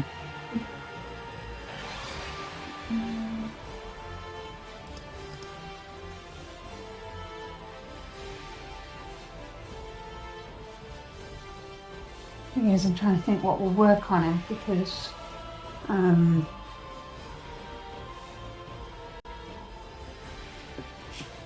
give me a second.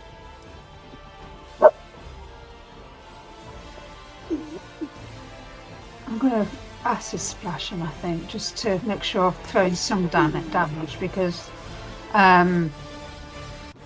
Inferno's kind of thingied out on me the last few times, so Right. I'm going to do acid splash.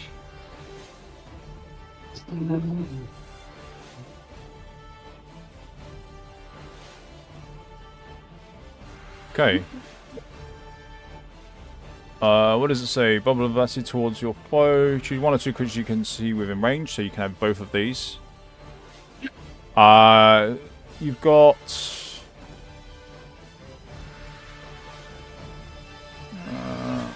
Dexterity saving throw. Okay.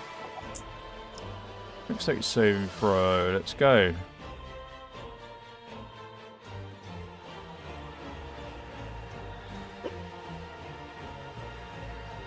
I'll do the Skeleton King first.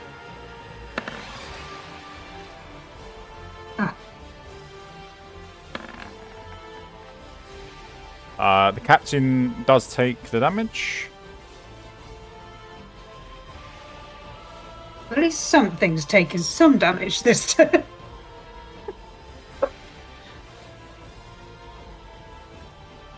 But the king is far too resilient.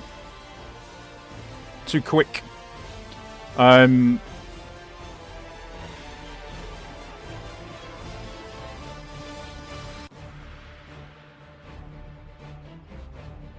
okay.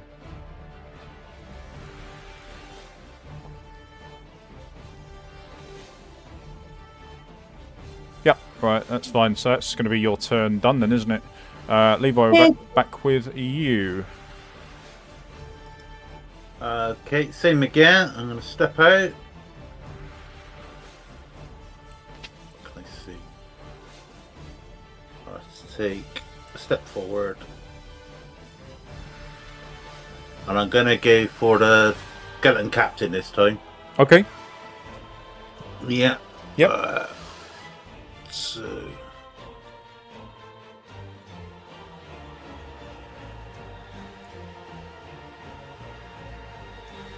That's a hit. Wow, look at that damage. What's this? Yeah, unfortunately it's... Oh, what's that gone? Sorry, I've done the wrong one. That's piercing. Oh yeah, that's your sword, isn't it? Do you want me to re-roll it? Is it gonna make any difference? It's exactly the same damage and to hit, so... Same to hit, yeah, same... Yeah, but it is piercing instead of slashing. That's fine.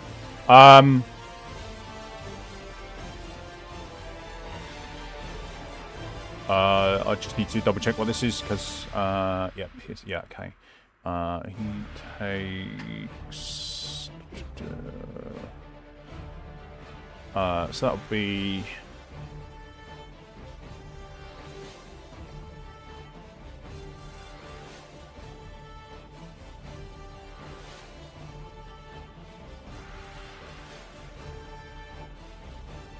okay. You managed to get a really sneaky shot to the side of the skull, and just as this creature turns to go to swing for Arthas once more, You land your arrow straight into the side of its skull, and it crumbles. Fabulous. And I'm just gonna duck back behind the pillar.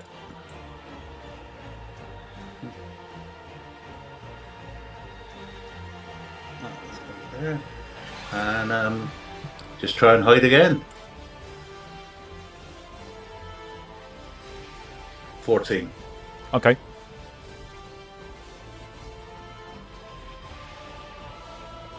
Okay. And that's me done.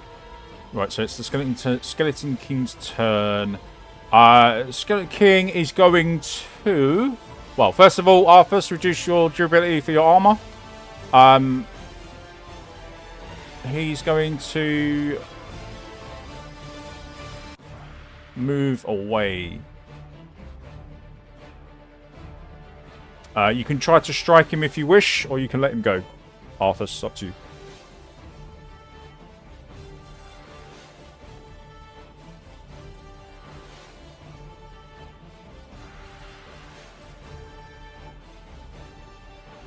Where you at? Are you on mute?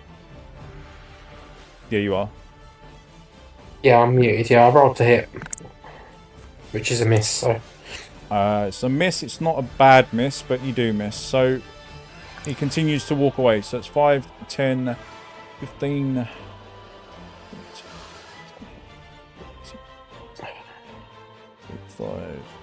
5. He's going to use his bonus action.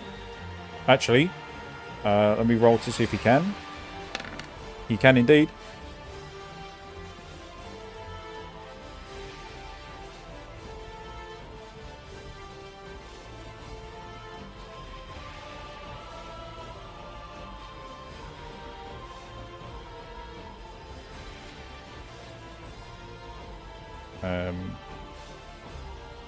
I'm going to do a second roll.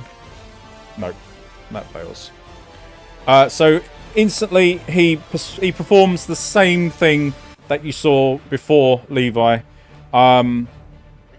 You're pretty certain that he knows where you are as he glares at you from where he's moved to, and summons his skeleton captains to his side. They do start to form. Just as he finishes the ritual, they start to burst through the ground and start forming in front of you. But he can't actually reach from where he is at the moment, so he's going to use his action to get up into... Oh, hang on. It's not working. One sec. There we go. Remove his action. Use action to get up into your space. And then he's going to use his second to go for...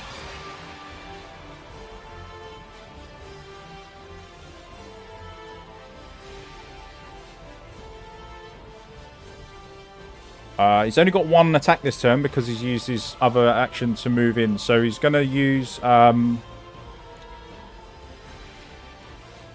he'll try and do a leg sweep.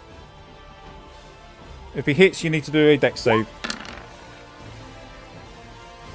Never mind. Yes. Never mind. You don't get the dex save because it's a natural 20. Do you have a helm? I do. Yep. Roll D100. See if you can drop that to a normal. If it goes to a normal, you do get the dex save.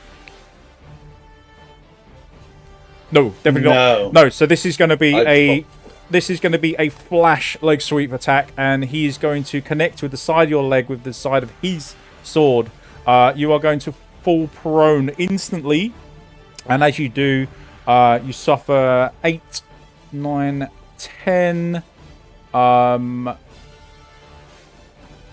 lucky because the damage is reduced by half, so it's only going to be 14, 15, 16, 17 points of slashing damage. Sorry, bludgeoning damage. So reduce that by 1. Yep. For leather armor. Yep. The 6, 16. I've got 2 temp hit points left. So that would be 14. So that takes me down to 6. Yeah. And as he brings his sword back up to his shoulder and looks at you on the floor, you can just feel that the next one is going to come right down on top of you. But that's all he can do for his turn. Yeah. Okie dokie. So we are with Arthas. Arthas. First off, where you are, you need to reduce another durability point for your armor. But I'm not in his aura, am I? Doesn't matter. Oh, wow. Okay. You don't know what's causing it. Is that what you think was causing it? The aura? Yeah, the blue aura around him. What No. I thought, yeah. No. You're pretty certain that that is not the case now, as you can feel the bitter cold steel where you are stood. I don't know how many levels of Sub-Zero you're feeling right now, but you're chilled, your armor is brittle. Yeah, my helmet's literally about to break.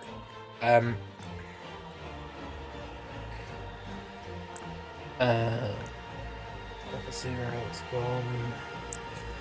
Okay,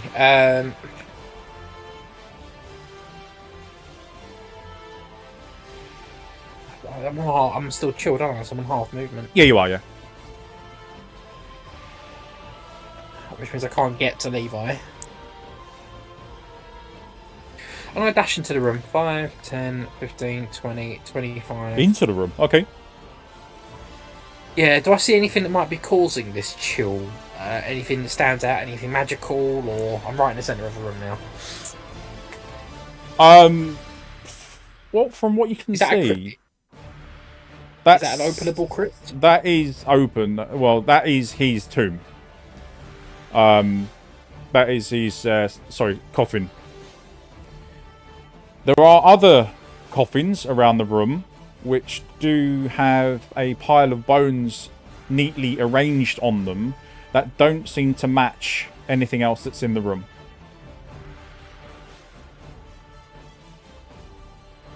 And they're all sealed, are they? They are all sealed, yes. I'll run over to one of these crypts then. So 5, 10, 15, 20, 25. I don't know if I can get to them. 30. I can't get to it, but I'll run towards this one here. Mm-hmm. And that's all I can do. Okay. Lyra, what are you doing?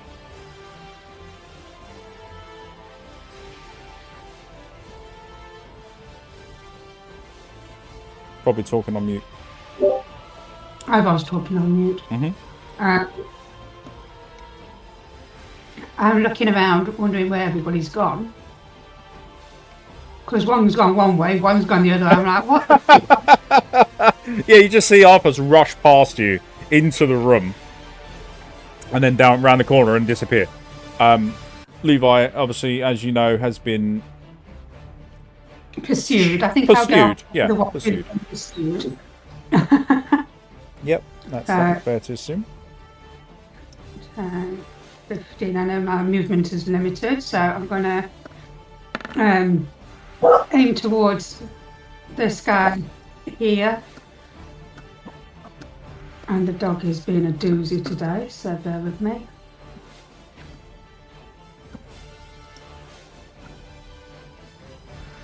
And I'm going to acid splash him.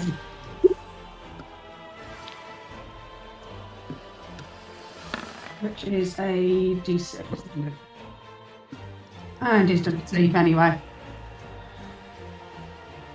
How's he managed to do a save when he's still building? Okay. Save? No, he hasn't done a save yet. Dex saves. Skeleton King first. So it's 4 damage.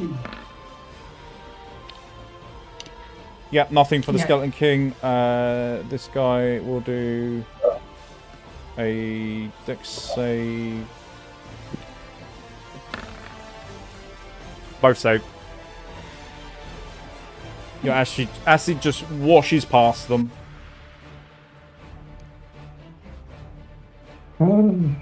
Okay, well, that's all I can do at the moment. But thank you. Okay. So we were with you. So we move on to you, Levi. Okay, first things first, I shall take my healing potion. Yep. That's 5. Back up to 11. So you're Realising I'm Gone. 1 strike away from death. I'm going to stand up. Yep. Just half my movement. Yep.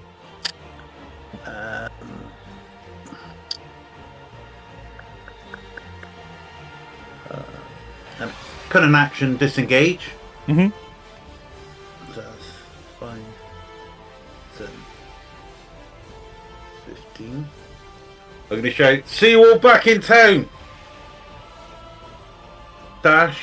So 30, so that's 5, 10, 15, 20, 25, 30. And that's as far as I can get. And I'm just going to wait there and hope you don't follow. Okay.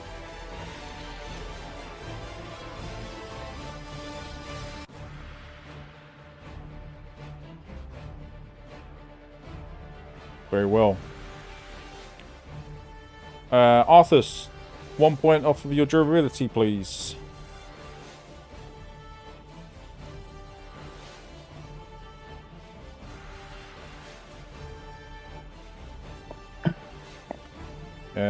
Skeleton King's go. He's going to obviously turn to face you, Lyra. 3, 4, 5, 6. He's going to move up to you and take 2 swings at you. The first one is going to be a new attack that you've never seen before. He aims high, aiming for your neck area.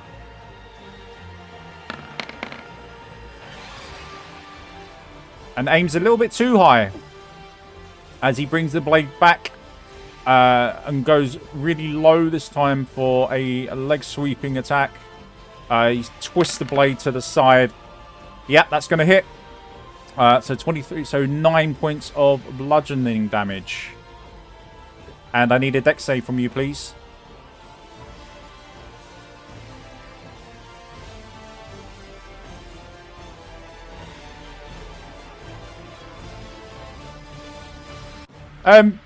Arthas, what does your shield do on Lyra actually? Before we conclude all this. Any attack from undead at disadvantage. Ah, so I need to roll again. Okay. Because that was a hit. So this might be a miss. If it's a miss, it is a miss. I do believe it is a miss. It's a glancing blow, therefore it doesn't count as a proper hit. You do take only 4 points of bludgeon damage, which you can reduce by 1 anyway, so 3. You don't need to make a dexterity save because the blow did not count. It did not connect fully, so therefore the sweep does not affect you whatsoever. So we don't need that. I've got a phone call, sorry. No worries. Alright, we go on to turn 8.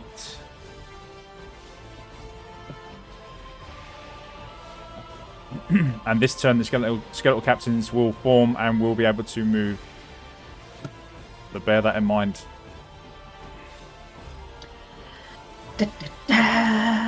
Yep.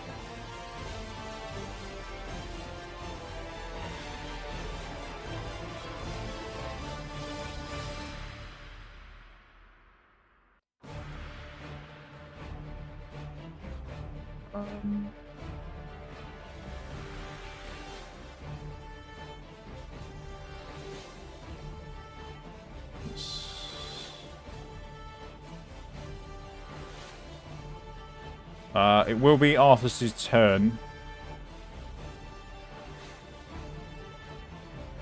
I believe he's got a phone call quick that he's got to make. We've got to accept. I'll maybe pause for a minute then. Yeah. Yeah, are we bailing? It sounds like we're bailing. No, I think we just need to do an investigation on the room. You might actually. It's your turn, Arthas. If you want to make a perception or investigation, if you roll well enough, I'll give you some information as to the room that you're in and a possible hint as to what's causing your item degradation. Are we still paused? No, we're not. We are recording. I will investigate this tomb. Very well. Give me a investigation roll. I'll say it's fairly easy to see around and what's going on, so I'll say you wouldn't need anything more than a 10. There we go. An 11.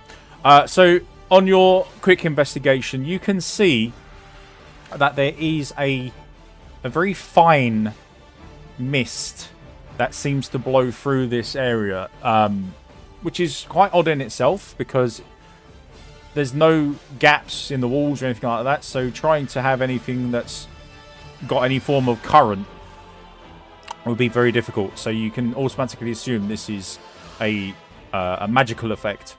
You can also see that there's a certain radius that this covers, and that the mist seems to stop as you, or not stop, but it seems to thin out to a point where you can't see it anymore. Over by where these archways are to the exit to this room. Alright, I think I'll pop a town portal and bail.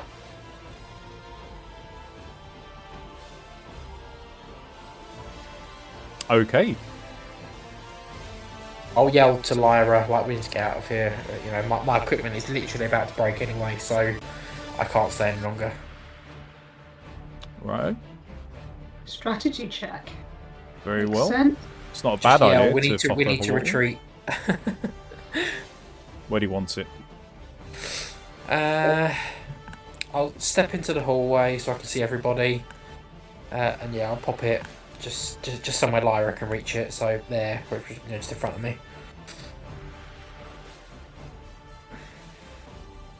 Just on that square there, please. There you go. 10, 50. Yeah, Lyra can reach that.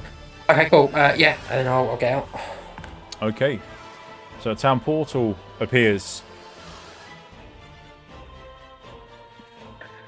And then I'll retreat, and that's basically all I need to do. All I can do. My equipment is literally about to break. Gotcha. Okay.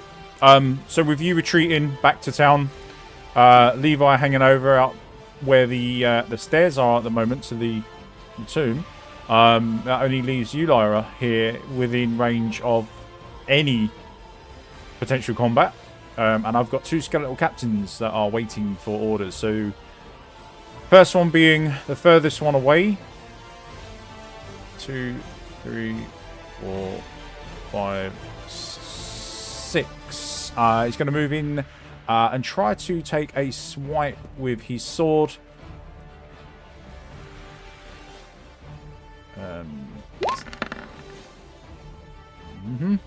It'll be disadvantage, DM, because my protection. Oh, that's right, yeah. How long does that last? It's an hour, isn't it? Yeah, till concentration. Yeah, so it'll be constantly as you've gone to town, you can't get hit. So Captain needs to roll again. Yep. The shield glimmers as this blade comes through, making it very difficult for this skeleton captain to connect with you, Lyra. The second one. 2, 3, 4, 5. Can only get to there. He's not going to do anything else, so that's going to be your turn, Lyra. And I am going to make a mad dash for that portal and hope that the Skeleton King doesn't try and... Will you just disengage? Disengage, yeah. Yeah. Disengage. Yep. And I'm through the portal. Very well. That leaves only Levi. Yeah, so straight up the stairs, I think. He's gone the long way. You're going straight out. You're not waiting at the moment. Straight out the stairs. That's fine.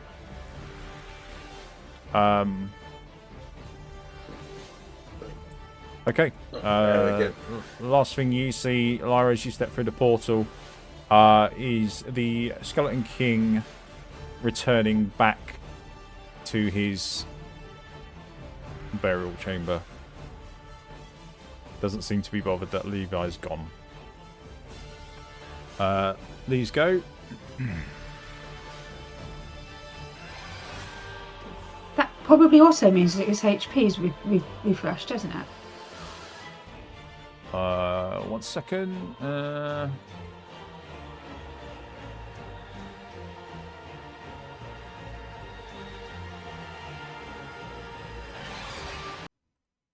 Very well. So as you run through the halls, Levi, on your way back to the town,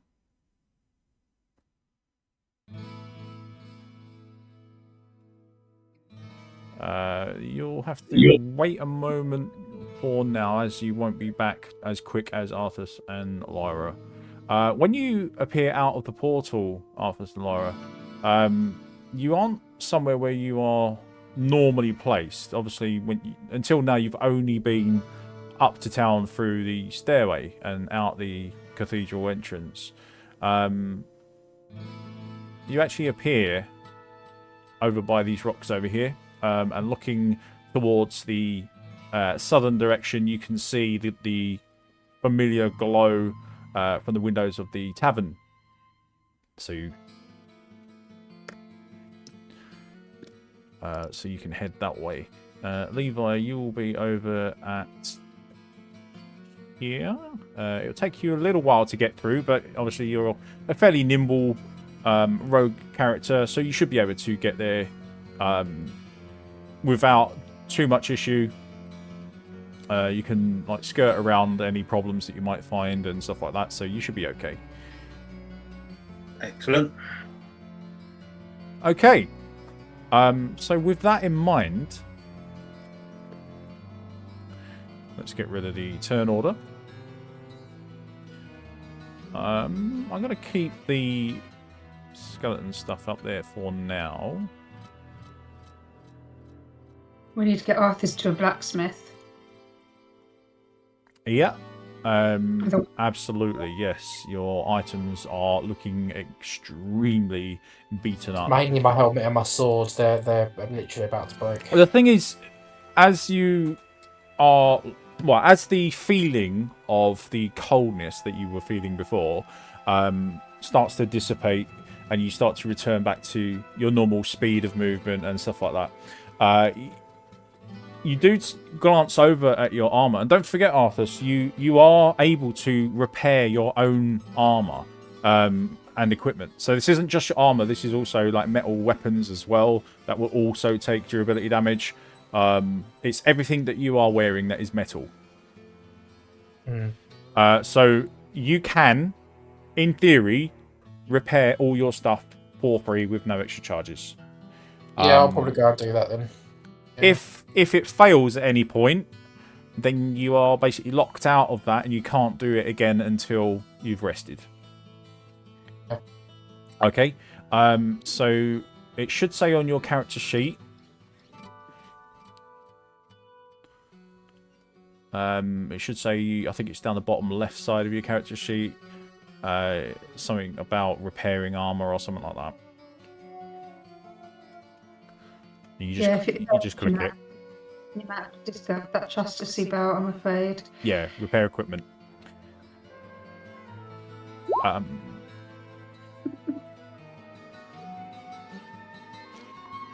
Alright, so that's a success. You need... to start off with, it is a 10, and you've got a 12. So you have one piece of equipment that you can put back to full durability. Which one do you want to go for? My helmet, because it's literally about to break. Yep, for sure. And then my sword after that. All right. So the helmet goes back up to 10. Make a roll again. Okay, so that's a fail. So you've managed to fix everything else. Sorry, you've managed to fix your helm, but everything else is going to remain damaged. You will have to pay, or you'll have to rest and try again. Well, I'm going to need to do a short rest at the very least because I'm quite wounded, so that's fine. Right, okay. So it will reset on a long rest. Oh. Okay.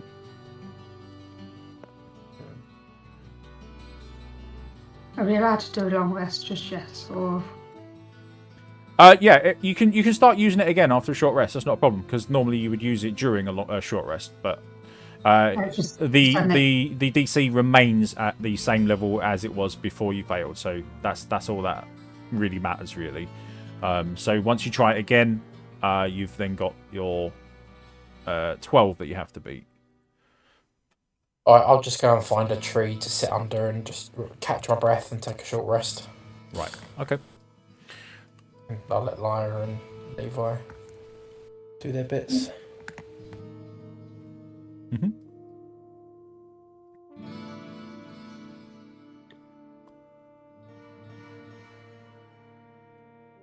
Okay. I'm tempted to go over and talk to the witch and see if she knows anything about the chambers underneath the church, cathedral. She's over here, isn't she? What is it you are... Well, what is it you want to ask her about? I'm curious if she knows anything about the mists and stuff that Arthas witnessed. And if there's anything we could be aware of. Right, okay. Adria.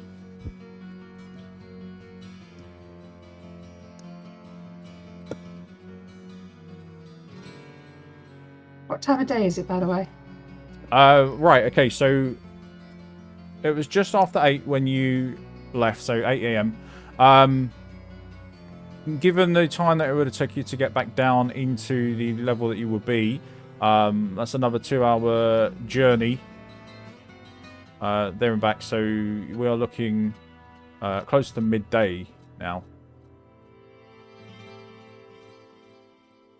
So just gone midday. It's not about midnight then, so alright. No, not midnight. No, midday. So lunchtime. And as you approach her, she is stood outside. What do you say to her? I was just asking her about if she's aware of any magical mists or anything that are known to be in the chambers below the cathedral, and if they're known to animate bones as such. If there's anything we can do to put them back to rest. You'd just be curious to know if there's any local legends or lore or anything that can assist us in getting rid of the Skeleton King. Okay. The moment you mention the Skeleton King, her eyes widen as any form of skeletons rising or undead rising is a powerful form of necromancy. One that she has knowledge of, but not necessarily studies in just yet. She will do at one point, though. And she says, interesting. The tale of our Skeleton King is a dark one.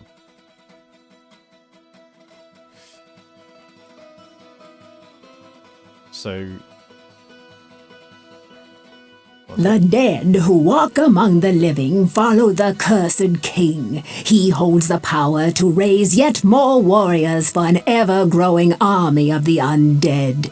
If you do not stop his reign, he will surely march across this land and slay all who still live here.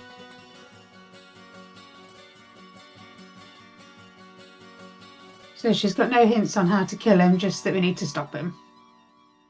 That's Thank you for your advice. much it. Yeah, like I said, she's only got knowledge of what's going on. She hasn't got the answers, sadly, because it's well above her power to even comprehend necromancy of that level. Okay, so it wasn't bad instinct to ask her something then. It was just bad timing on the knowledge side. Mm-hmm. Okay, thank you. Thank you for her insight and wish her well. And tell her to enjoy the rest of her day. And I'll head back towards town, enjoying the fresh air whilst it still lasts. Okay. And getting the sound of the stream that around me. I find it quite refreshing walking through this bit because it's you're surrounded by water. Yeah, fair enough. Yeah, okay. Before you go... Wisdom is earned, not given. If you discover a tome of knowledge, devour its words. Should you already have knowledge of the arcane mysteries scribed within a book, remember that level of mastery can always increase. Okay, and then I remember I'm holding a tome, and I'll probably go and sit by a tree and read it. Okay. Good stuff. What is that tome that you hold? The tome I hold at the moment is the Sin War. Ah, so it's just basically a very fancy history book. That's pretty much all you're going to get from it is just any form of information that's previous events. But knowledge is knowledge. Absolutely.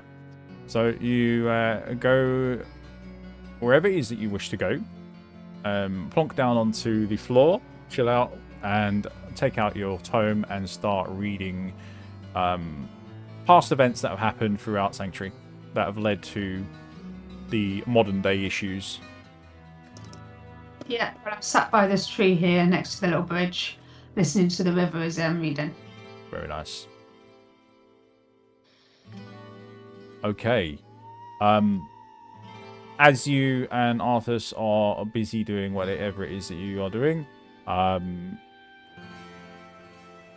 Levi, you'll find your way to the entrance of the cathedral. It's been a bit of a slog trying to get back, and you have been on your own, but you generally know the layout of the cathedral now. Even though you've only been down there a couple of times, it's not that difficult. It's generally very linear. So you will, you'll emerge from the cathedral and find your way to the tavern. Along the route, you'll see Arthas and Lyra sat over by the river under trees. Lyra is reading. Arthas seems to be just taking a breather. So what are you doing? The time is roughly midday.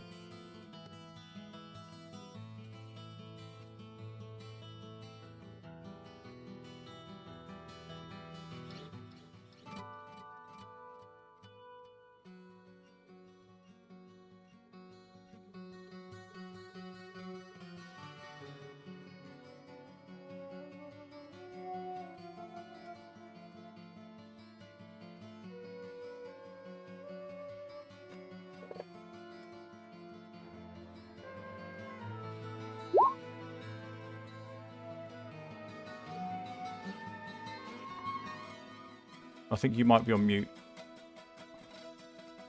Here you are. My bad, I do apologise. Yeah, I'm just going to pop into the tavern and buy myself a drink and have a short rest in there. Yep. Just going to use my hit dice. Luckily, I got maximum on that one. So that takes me back up to 4. Yep. On my... I'm just going to sit there and just wait for the others to come back. So I'll spend 1 gold, get a jug of ale, and just wait for them to do what they're doing and meet me back, hopefully, in the inn. Yeah.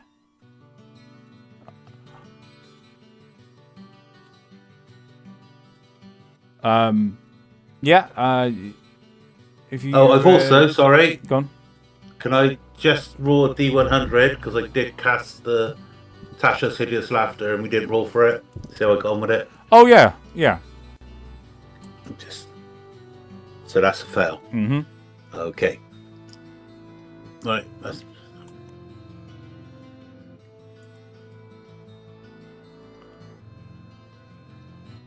Yeah. So it hasn't been a complete and utter failure, even though you went in there and got your asses kicked, basically. You've learnt that the Skeleton King can move quite quickly, hit quite hard. He's got a couple of attacks that he can do, so he's able to swing his massive two-handed sword that he carries a couple of times before, I guess, relaxing or resetting.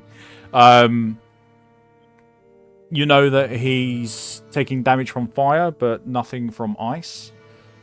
You know that there's limits to how far the mist stretches inside the room. You know that there's a aura that comes off of him, but you're not quite sure what causes that or whether it's disruptible or not. You know that he can summon to his side, but it's not all the time. And it does take at least a few seconds for the bodies to assemble. It's not just an instant, oh, that just pops out the ground. So it does take a little bit of time to build that up. So you have learned a lot by going in there. And yes, you've retreated, but you've managed to learn quite a bit, I would say, from that one encounter. So now you can prepare yourself for what's to come. You know what to expect. Maybe there's something you can think about that you could do better. So something you could do different. Maybe there's a weapon. There's a lot to take away from that. Yeah, absolutely. It's a huge learning experience. And we all got out alive, which is a good thing. Yeah, absolutely. I mean, it hasn't gone the way that you might have hoped, but in general, it's not been a complete and utter waste of time. You've managed to gain a lot of information. You now know what's inside the room of the tomb as well, because all this information that Arthas is gathering whilst he's in there, I'm sure at some point he will give that information to you. So in each of the corners, he would have noticed a stone coffin which has a pile of bones that don't match the ones that are on the floor. They seem to be not ornate, but they seem to be a little bit more polished, a little bit more cared for or looked after. And they seem to rest on top of each of these 4 sarcophagus that are in this room. Obviously, the most ornate-looking one that you'll ever find is going to be the one that belongs to the Skeleton King, because he is the king after all when he's buried. But that's what the information that you gained from Arthas and his findings. So yeah, there's still more to do, but it just depends on how you want to tackle this now. Short rest will be an absolutely good idea. Get some hit points back. Remember, you can use as many hit point dice as you wish to get as many hit points back as you can. You're not limited to just one, but you can use one if you wish. Mm-hmm. Also, any mana that's spent you can also do the same.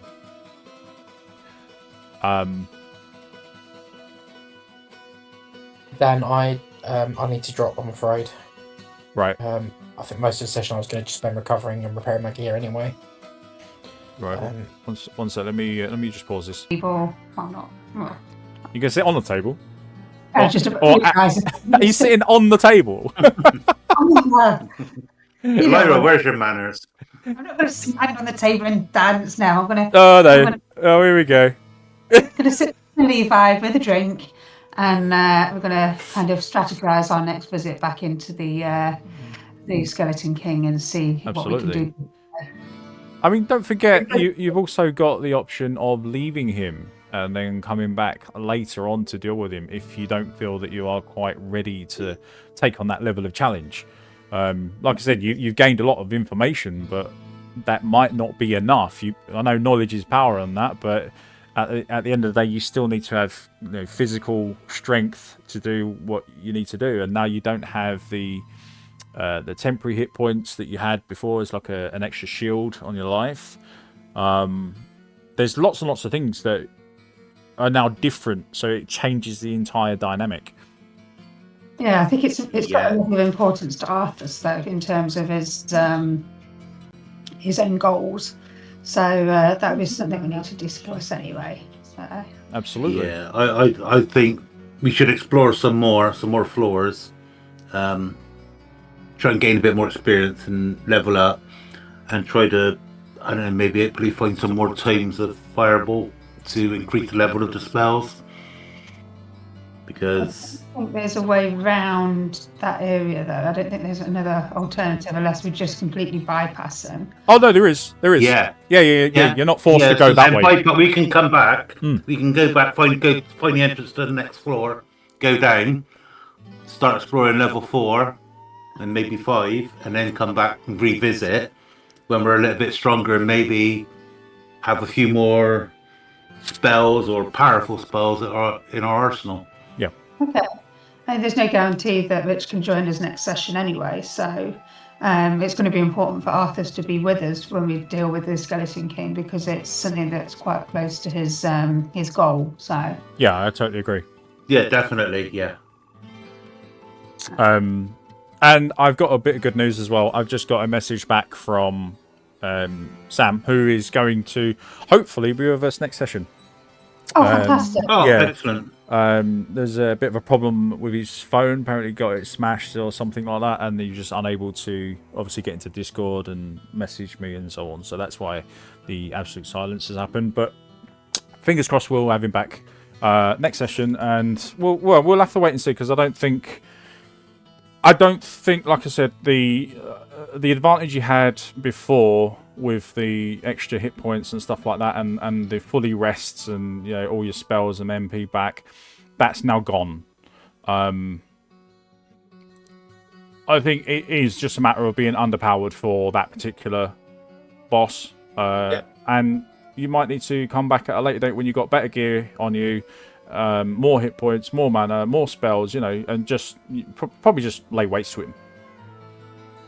Okay. Yeah, definitely. That's what I think. Yeah. All right. Is it worth allowing an extra party member in on the, on the basis that it gives us that extra leeway in case one of us are unavailable? Yeah, I can always do that. I can always try and bring someone else in if they want to play.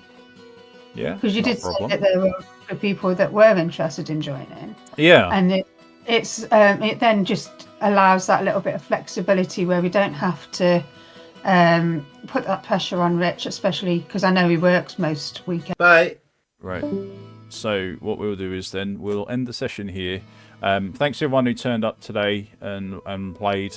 There has been a reason why we are going to cut this short. I'm not going to go into any details, but there has been a emergency that has to be dealt with. And the players, I think, are fed up of being beaten up. So, Levi, catch you in the next 2 weeks.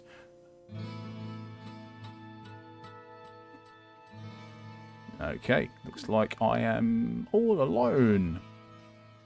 So what I'll do is my usual.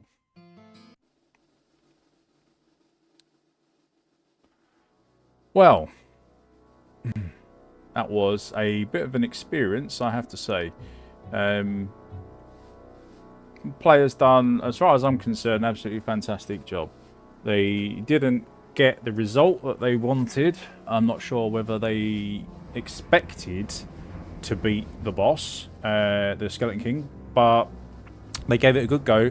And as I said before, they have learnt a lot about that encounter, about the room that they're going to be in, about the effects that are happening, the layer effects, and so on and so forth. So hopefully the next time they encounter the Skeleton King, it will be a different result. One that's more favourable for the party. Let's just turn this music down a bit. Yeah, one that's in their favour, because obviously I would like them to defeat him, and get some a good feeling from it and get some decent loot, because I know what is going to drop and they don't. But with that said, I've still enjoyed today, and I hope my players have enjoyed it too. From what I gathered from our little private chat, yes, they have enjoyed it. It's a shame that the time is, well, things have happened that can't be avoided. I have had contact with Jack, who is going to hopefully be joining us in the next session. I will also be, if anyone is interested, I'll be looking for 2 more players to try and join the campaign. I feel like 3 players is okay, but it can be kind of lacking a little. I would like to bolster the party a little bit more, and I don't think having an extra couple of players will unbalance the game at all. So I'm more than happy to bring on another couple of players. So if you are interested, drop me a message and let me know. I will be sending out messages to people who respond, and hopefully we can get you in for the next session, and it will all work out pretty nice. So I will be uploading this video to my YouTube as per usual.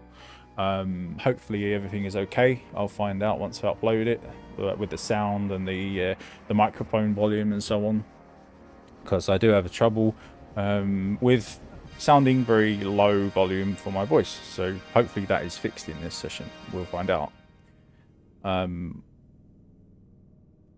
Yeah, so there's not really much to go over that isn't something you already know.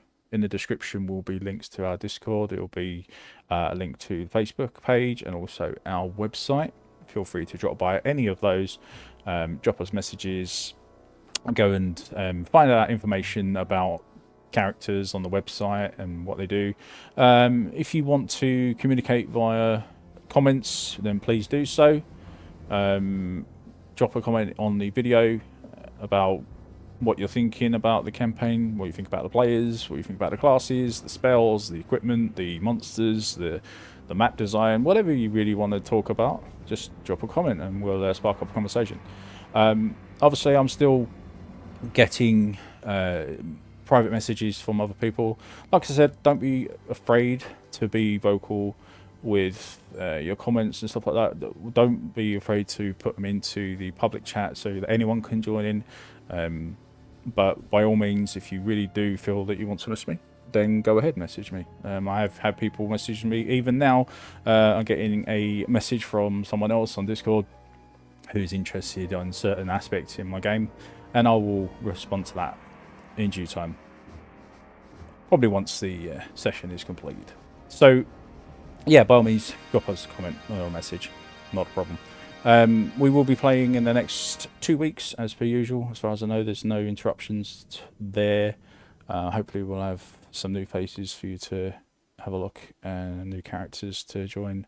I don't know if they're going to have Arthas with us. I think it might be time for him to drop out a little bit. We have had Rich, who plays Arthas, for quite some time now. He's really helped me out with extra player, bringing it up to around 3 players, which is a good amount, but it's also the fact that it gives party balance as well. So he's very tanky, as you can see. So thanks for that, Rich, really appreciate it, and hopefully we'll see you in the future pretty soon.